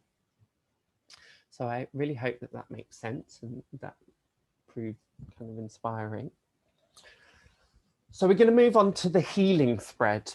So again, feel free to screenshot any of this. So this is a very, very simple 3-card spread that was given to me by my guides. And really, really simple. So the first thing that you would need to do, you can do this live with me, or you can just screen grab it and wait until you've got your deck or whatever. But I would like you to choose a card that signifies something that you would like to heal in your life. So that might be a particular difficult emotion, that might be a relationship, that might be holding on to a belief that doesn't serve you, whatever that might be that you want to heal. And again, you're just going to go through your deck and you'll choose a card that best represents what that situation is. So say I've had an argument with my brother, for instance. We had a big argument and I really want to heal that. I want to bring some healing into that. So I might find a card that best represents my brother. So I think, okay, it's going to be the King of Wands. Partly just because he's got a red head, and this is a red head, and my brother's quite forward thinking and he looks like he's looking into the future. So you might choose something as simple as that.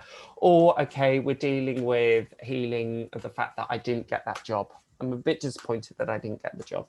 So again, you might look through the cards and you think, okay, we know the Pentacles is about wealth and health. So we're going to choose the Pentacles. And that's kind of how I'm feeling. I'm feeling a bit shut out and I'm feeling a bit worried about money and impoverished. So you might choose that as the signifier. So that's the card that you choose, you're selecting. Then for the next 2 cards, again, you to shuffle your deck and you would lay 2 cards out. And the second card represents the obstacle. What's stopping that healing? What's inhibiting that healing? What's the block, so to speak? So again, you shuffle and you lay that card down. And then you shuffle again, or you can just choose the next card from the top or wherever it might be. There's no hard and fast rules, whatever feels right for you. And then you choose another card and you lay it down. So I often say that actually, if you've never worked with the tarot before, it's sometimes easier because you're not trying to undo any bad habits that you might have picked up or any assumptions that you might have. So if you lay down the cards, effectively just say what you see. Or alternatively, you could pick up the card and again, just do the very thing that we've done before. So I've put, for my obstacle, I've got the 9 of Cups, this card. And I think, okay, I don't quite understand. Right, so the first thing that you would do is look at the card and say, okay, what's my first impression? What's my instinct telling me? What's my intuition telling me? Well, actually, this looks like a man that's quite kind of happy and quite kind of pleased. And he's sitting there with his arms kind of crossed. And he's got these cups behind him that almost look like trophies. And I think, okay, but that looks really happy. It looks like really pleased. Why is that an obstacle? Well, actually, this might be about being smug. It might be about being too happy, or a sense of pride is getting in the way. So say with my argument with my brother, by the way, I haven't had an argument with my brother, he's a lovely guy. But say I've had an argument with my brother and I want to heal that. Maybe it's about my pride getting in the way of me just saying, actually, I'm really sorry. I'm sorry, but it's just about bringing the ego down. But say I got the 9 of Cups in the obstacle and I look at it and I'm a bit stumped. I really don't get what? I don't understand why that is. Or you might have a card that's even a little bit more ambiguous. So you might got the, for instance, the Ace of Pentacles, or Ace of Wands. And you think, why the Ace of Wands? I don't really understand it. So again, all you need to do, put it in between your hands, close your eyes and say, right, what's the message? Please give me the message of what this is about. And again, just trust whatever comes in as a color, as a sound, as a taste, as a knowing. And then you would go on to how to heal. So you've identified the obstacle and this is the process. This is how to action it. So we've got the thought and the emotion through the signifier. Then we've got the obstacle, which is more the manifestation, what the actual problem is. And then we've got the how to heal, which is the action. It's the wands. And then for this, it's the 6 of Swords. And this, you're interestingly enough, again, just say what you see. You don't have to know what the 6 of Swords means in any inverted commas. Just look at the image, see what stands out for you. Okay, am I most drawn to these kind of waves here and then there's smooth waters over here? Yes, okay, I think this is about just finding equilibrium, finding balance, finding harmony. Remember, 6 is the number of harmony. So it's about kind of moving forward to calmer waters. Maybe it's a bridge over troubled waters. Maybe we need to create a bridge. And it's just kind of forgiveness, whatever it might be.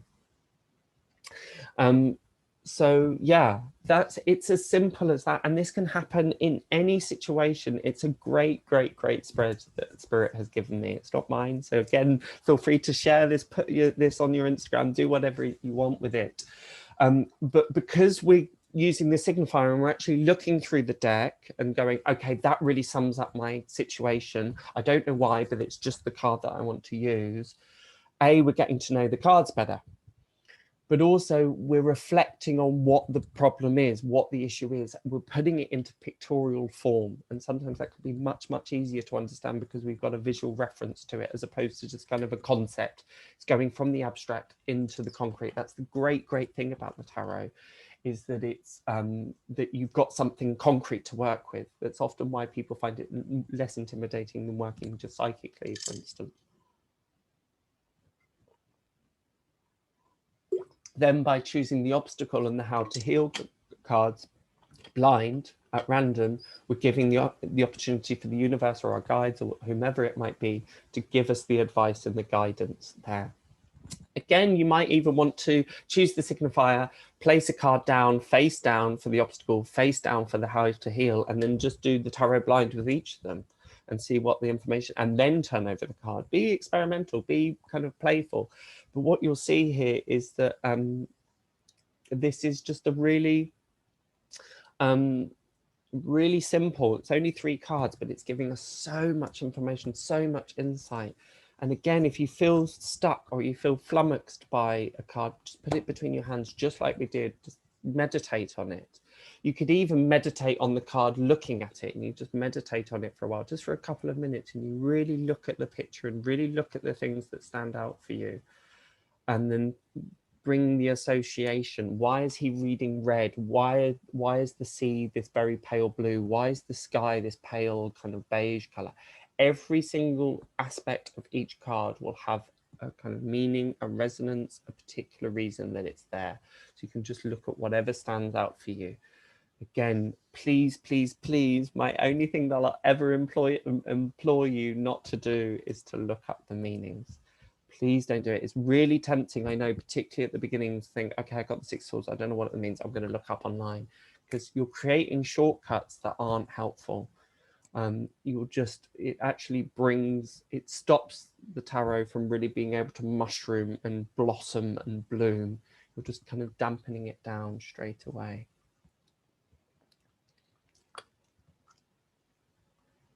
Fabulous. So great, no problem at all. So somebody's just asking that they've missed the signifier or the significator card, as it's also sometimes known. So you're doing that, yes, you're doing that by choice.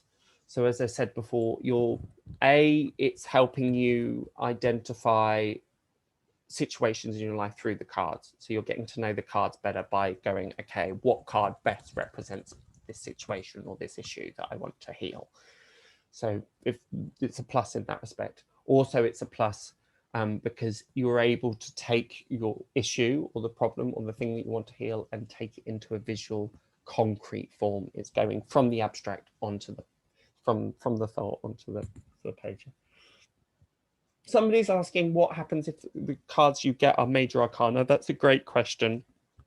Typically, if you've got lots of major arcana cards, if you remember before when we were talking about the stage and the minor arcana, the pip cards being the how, what, why, when, if you've got major arcanas, it tends to signify that actually there's quite important soul lessons happening. There's quite important universal lessons happening.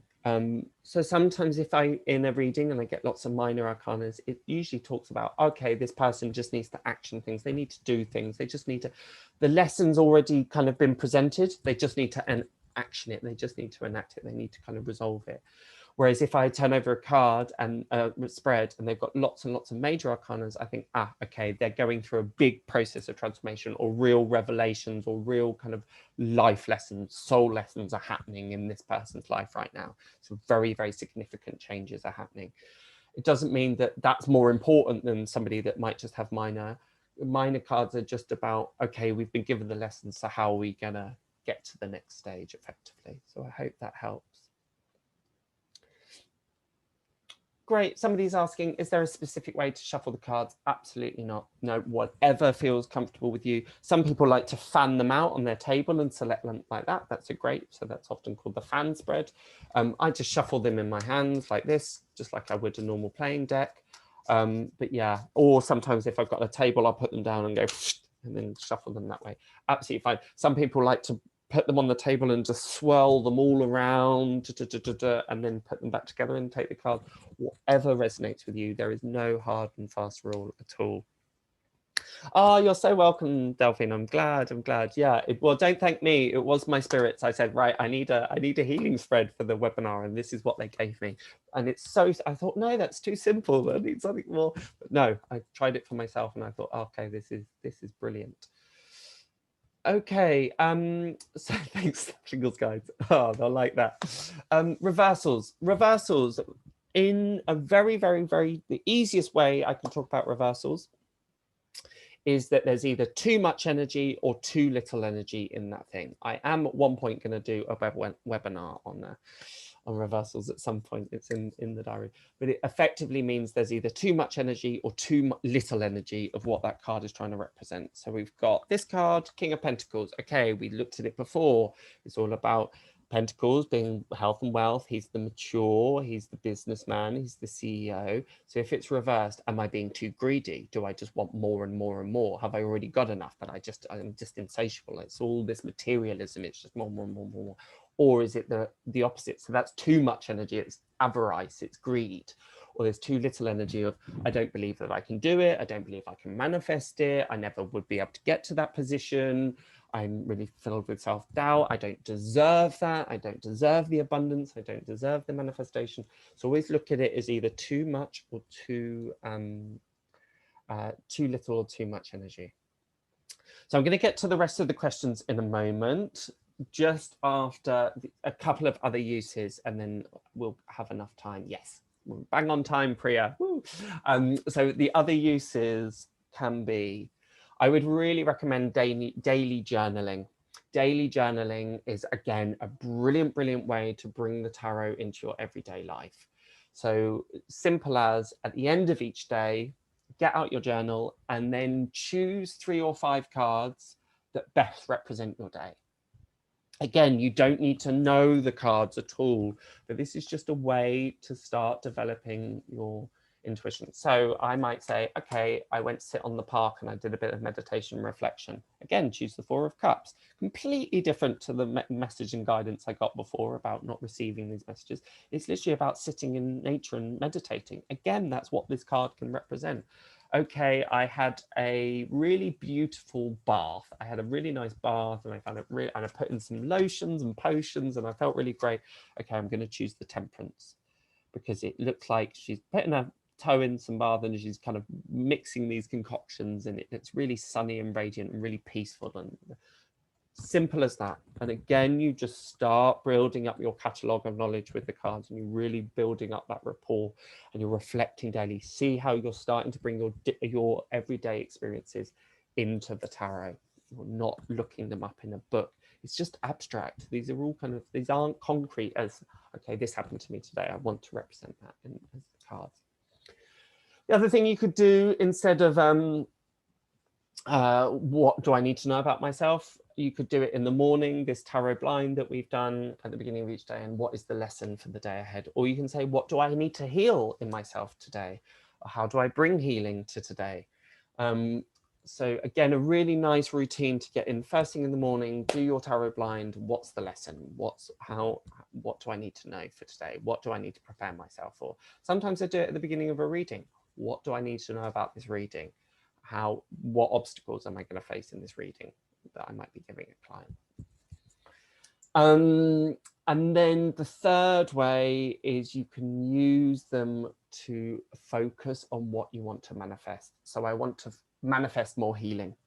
I want to heal this situation, but like we were talking about before. So you might even use the cards that was given to you in how to heal, and you put that card on your altar.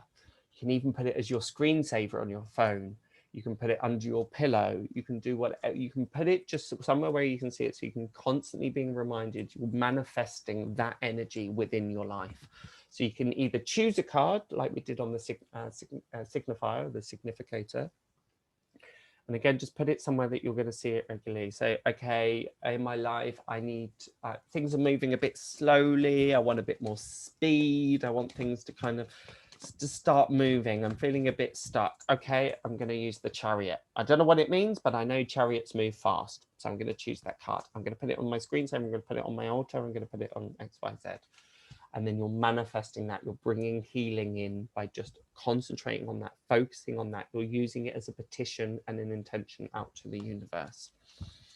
But again, okay, I've had an argument with my brother. I've got the 6 of Swords as the thing. Again, I'm not entirely sure what that means. Okay, I'm just going to leave that on my altar, so I look at it every day. And I'm just being reminded, okay, the 6 of Swords, I'm going to look out for what that might be. And then suddenly my brother might call me and say, actually, look, I really feel like we just need to put water under the bridge. And you're like, oh my goodness, the card just came to life. And it can happen like that. It can really just, it can be so literal like that. Another great way is just to put it under your pillow. You want healing about a particular thing, As Priya mentioned, one of the best healing cards in the deck is the star card, because you've got it as the chakras, very healing. So you need healing in your life, put it under your pillow, put it on your altar. Even if you don't necessarily know what healing you need, you're just feeling run ragged and you don't even know where to start. It's not just one issue, you're just feeling worn out. You just need a bit of tenderness and love. Get the star under your pillow, or you can use the Ace of Cups as well, because that's often about restoring our emotional realms as well.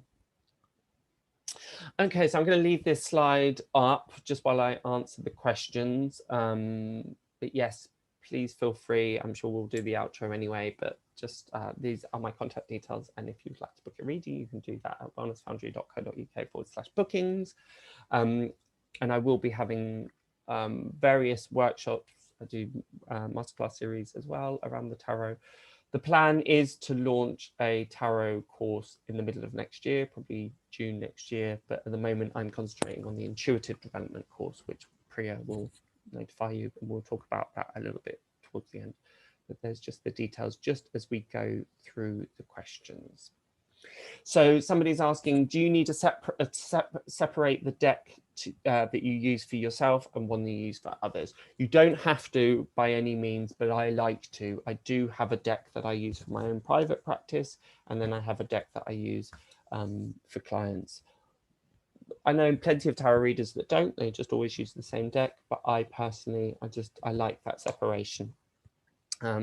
I would say that you probably want a deck that's different from any magic that you're going to use, and from any kind of readings you want to do, intuitive work and magic. They're quite different energies, so it's good to have two decks on that. I've spoken about reverse cards. Do they represent negative aspects? No, not at all, actually. Thank you. That's a really good question. So there might be too much energy or too little energy again. So yeah, that's a really good question. Thank you. So if we take, for instance, the Nine of Wands, you can see the protagonist looking a bit defensive, a bit kind of battle worn, a bit kind of tense, a bit nervous.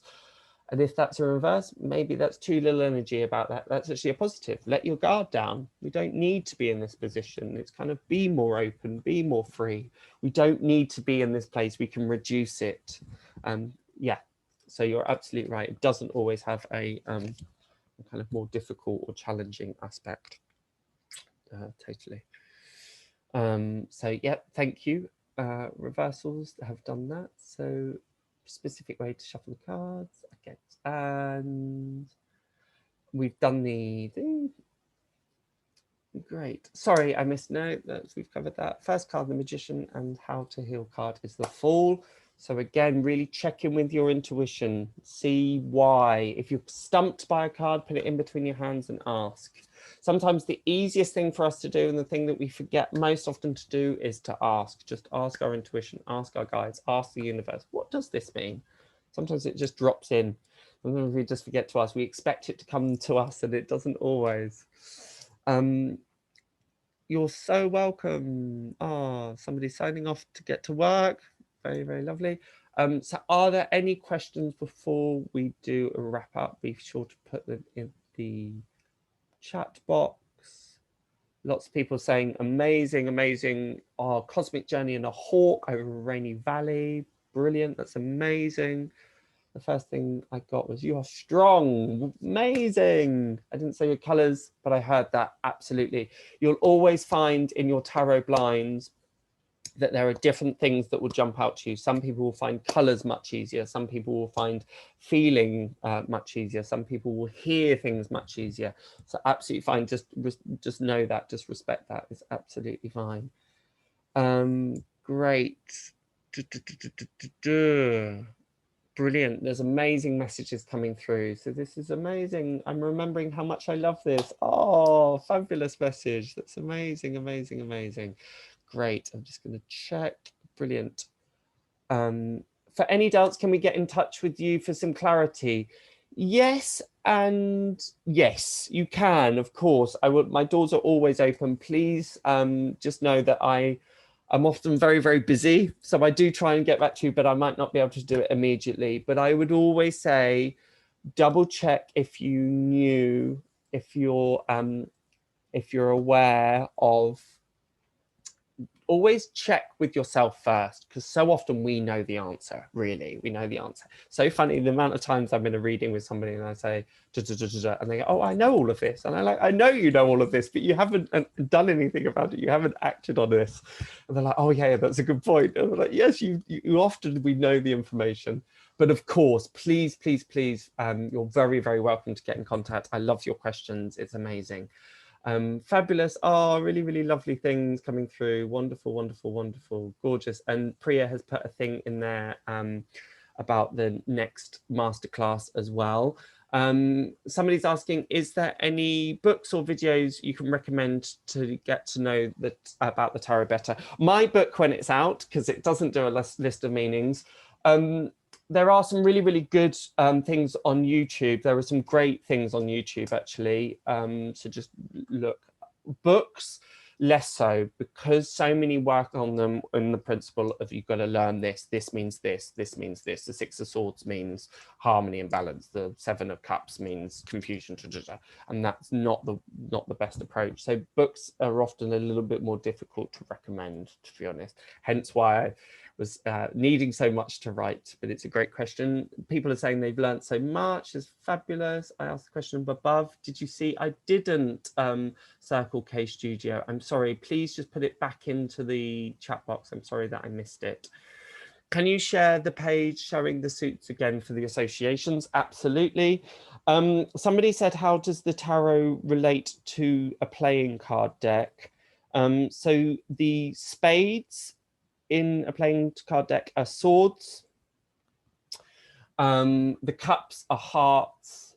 The wands are clubs, and the pentacles are diamonds. So you can give a tarot reading with a playing deck, FYI. And yeah, sorry, Circle. Oh, this was your first introduction to tarots. Oh, I'm so good. Mentioning you were dealing with health issues and you tried it all until you found tarot. Is exactly on point. So much resonating with me right now. This is wonderful. Sorry, it's choosing the card of the 2 to 3 cards at the end of the day. Is it just random or these deliberate seeking choices? Yes, thank you, Circle K Studio. Great thing to clarify. Yes, you're choosing those cards. So again, it's about knowing, hi Julie, thank you. It's about knowing, okay, this card represents this to me. It's again about taking the abstract into the concrete with the cards and building up your connection with that. It's not about shuffling them at random at all. This is, yeah, a conscious thing. Definitely. Fiongal, let me do some wrap up because people Yes. are jumping off, and then we can answer any remaining questions. Great. Because I know the time is. Yeah, no, that's great. Okay, so if you could just move the slide for me, please, so I can see everyone's lovely face. So I wanted to just thank all of you for attending today's class. We're a little bit over, so I want to be mindful. I am putting in the chat the next free master class. It's going to be called Claiming Your Cosmic Purpose. So all you have to do is simply just click on that link. It'll open up to another window and you can go sign up for it after. And you're going to be getting an email tomorrow or the next day from me with a recording of this class, with some offerings that Fiongal has, as well as a couple of other offerings that you might be interested in. And I actually just wanted to share the 3 questions that I ask the tarot that are most helpful for me when something happens that might be helpful for you. And it's just like that 3-card spread, except I do it based on a feeling that I'm going through. And so the first question I ask is, what is this here to teach me? Because we know everything is here to teach us something. So I pick a card and I look at what that card is. And then the second question I ask is, what will I gain from learning this lesson? What will I gain from learning this lesson? And then I pick a third card and I ask, the question I ask before I pick that third card is, what will I learn or get when this lesson comes into my life? What will I learn or get when this comes into my life? So I'll put those in the chat as well. But I just want to be mindful of everyone's time. And before we go on to questions that are any more, we'll stay on for as long as necessary. I really want to thank each of you for showing up and for being here. Please follow both of us on Instagram. We're small businesses. We're doing the best we can. And we really love the support. And I love the global community that these master classes are building. And so please pass it along to anyone that they're free. And they're always free. And they always bring this kind of value, because those are the teachers that I bring, authentic teachers who are teaching from the heart, who know that we are powerful beyond measure and that anything you want is available to you. So with that, we can go back to questions, but I really hope to see you at the next masterclass in January. And I hope you look out for the email tomorrow or the next day with the recording and the video and all of the other information that I'm going to send to you. Okay, now, if there's more questions, we will be happy to. What was the third question? The third question for me is, when I learn this lesson, what will change in my life? When I learn this lesson, what will change in my life? So the first question I ask is, what is this here to teach me? I pick a card. The second question I ask is, what will I gain from learning this lesson? And I pick the card. And the third question I ask is, when I learn this lesson, what will change in my life? Because I know that I am here for one goal and one goal only, and that is the evolution of my consciousness. And so my fundamental belief about my purpose in this life is everything is here to teach me. And so that's how I use the tarot, to help me understand what I cannot see with my eyes, what I need my unconscious and my higher self to teach me. Can I please put this? Yeah, I'm happy to put the questions on the chat. Fiongal, back to you while I type these questions in the chat. If there's more questions, I see a few more questions have popped up that perhaps need your answer. Scroll through. I just want to briefly mention also about my intuitive development course that's starting in January.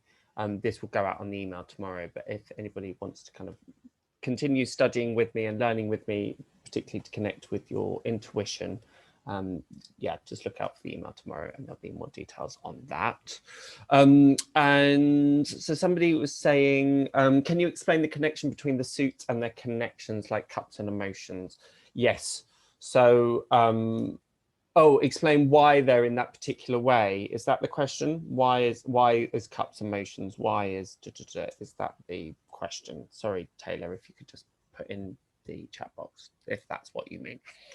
In regards to the meditation, I always find that I have an out-of-body experiencing when imagining the journey. Is this normal? Yes and no. That's great. It's often, it is a good sign in many ways, because you're raising your vibration, and you're kind of, because you're working with the consciousness and you're working with energy, that is quite normal in that respect. You just have to be mindful about your grounding, making sure that you're grounding. If it just needs to be ballasted, because the danger is if we're often very, very kind of floaty and we're having these out-of-body experiences very often, what can happen is it creates an imbalance. So in order to balance that state, you just have to make sure that you've got the kind of grounding to support it. So it's not a bad thing at all. You just have to be mindful about, yeah, keeping the ballast, so to speak. But yeah, it's a great sign in many ways. And then we have, oh yes, that's the questions. I missed how the suits connected, but liked how you phrased it. Okay, I hope I can remember. So yes, so the cups are related to the emotions. So we'll start off with, usually the order of the suits goes in different ways for different people, but I always like to work with swords, cups, clubs, wands, and then pentacles. That's the order that I like to do it, because it's often the highest thing coming down to the slowest thing. So you've got the thoughts, something from the thoughts, and then it's like, how do I feel about this? Do I like this idea? Do I feel positive or negative? Okay, that's the cups, the emotions.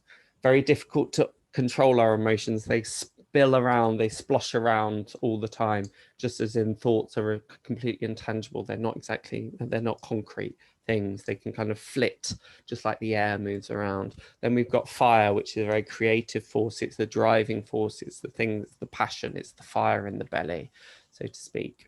And then you've got the earth, which is pentacles, and that's about health and wealth. It's anything that's manifest. It's anything material. It's anything that's actual. So it's the very dense, you can often think about it in the colors of the rainbow. You've got the red, which is the slowest wavelength, the slowest vibration on the inside, and that goes to the outside, which is the purple, which is almost like the thoughts. So you're going from the very high frequency down to the low, slow frequencies. So that's the way that I remember the suit. So I hope that helps. So swords is thoughts and ideas. Cups is the emotions, the heart, lead, the thoughts. The swords and the cups can also be about spirit, spiritual aspirants. Then you've got the fire, which is about action. And then the pentacles is health and wealth. So I hope that clarifies it. Just let me know if it has. So somebody's asking, what can you do when you're having a hard time integrating the lessons? Absolutely, great question. I would just then do another question with the cards. Why am I having a hard time integrating? What's behind this? So maybe you have to kind of go one step back. Yes, in the middle of the traumatic moment. Yeah, one of the things that I often say is it's very, very difficult to work with our intuition when we're very emotionally invested in the outcome. Because the emotional mind interrupts the intuitive mind and it kind of clouds it. So I often say, actually, if you're in that kind of situation, you often just need objective input. One great thing about the tarot is it's objective. It doesn't, it's not subjective. But sometimes we can interpret it because we want to see what we want to see, or we get confused because we're not understanding what it's showing us. So in that case, go and see somebody else. Go to a professional reader is usually what I say, because they'll have the objective view to kind of look at it and go, actually, this is probably why. It is sometimes the hardest person to read for is actually ourselves for that very reason. So I hope that clarifies. I hope that kind of makes sense.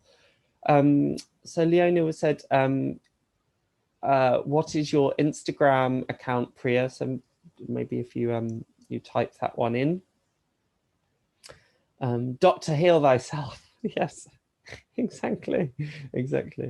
No, absolutely. Thank you, Monica. Lovely, lovely, lovely to have you. I'm just going to give a couple more moments for any last questions, because I know that we are over for time. And I placed my Instagram, and can I just add, addition to what Fiongal said, when you're in the middle of that storm, you're in something called the beta brainwaves. And in your beta brainwaves, in their highest anxiety and stress, there is absolutely no way you can look or find a solution with objectivity. It's literally impossible chemically in our brain. So that is why taking a pause and looking at the big picture and finding balance in your center again is the only way you'll be back in touch with your intuition. Your intuition only speaks to your unconscious mind, and your unconscious mind cannot speak to you if you are in a flight or fight mode. So just be gentle, come back to center. Then I guarantee you, if in the present moment, the solution will magically appear. And it's not so magic. It's just that you just haven't been able to hear it before then. Yeah, beautifully said.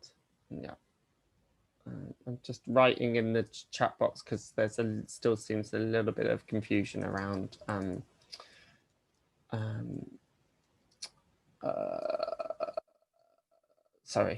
around the suits. So I'm just putting it again. Cups of fire, wands is action and creativity, and the there's something else. Oh, and then the earth is health and wealth. Hope that's clear now. Great. Thank you, Fiongal and Priya, so much for this lesson. I've been drawn to the tarot since I was a kid, but always found it a bit intimidating because I misunderstood its fortune telling. Yes, very, very common. So I was afraid that more I found out about the hardship of the future, the more it would come. Thank you so much for the clarity on this and showing me positive aspects. You're so welcome. It is one of my life's duty is to is to get tarot back on track, so to speak. It has got a bit misused and misunderstood over recent times, so it's really lovely to hear that being reflected back. For some symbolism on some of the cards, is it okay to find out so you can learn more to use with your intuition? I would leave that completely in your hands if that is going to be helpful to you. I do understand, because there will be certain kind of bits on the, so for instance, on the Chariot card, you wouldn't necessarily know that that's the lingam and the yoni. So yes, but in a way it doesn't necessarily matter. But yes, I do understand the question, because sometimes if we have more reference points, it can help. So yes, no, you just have to be careful with the this means this kind of school of thought. So of course you always use your own discernment. I am based in London, Ben. Yes, sorry, I didn't say that. I am based in London. I'm based in the UK. Yes, that's where I am. So you can, if anybody wants a reading with me, you can book both, come to see me in London, or also I do readings via Skype as well. What's the best way to strengthen our intuition besides grounding and other tools? You can actually, I have a free webinar on that very question. So tomorrow on the email that comes out, there's a link to my intuitive development course. If you click on that, the first module is completely free. So you can watch that, and it's got loads and loads and loads of information on how to strengthen your intuition. So that's kind of saves me trying to kind of, run it all in a couple of minutes. Can I just also say, I find this question really interesting. I bet, Fiongal, you get asked this as much as I do. And my only response is, you are already connected with your intuition. You are never not connected. What you're really trying to do is unbecome all of the barriers that you've put in the way of that connection, which quite frankly, like I said, 95% of the time we are living in those unconscious barriers. So don't think this is something that you don't have, because in that it's the seeking. You already have it. I promise you, every single one of us has it. It is our super conscious brain. It's simply a matter of remembering that it's there and accepting that you can hear it.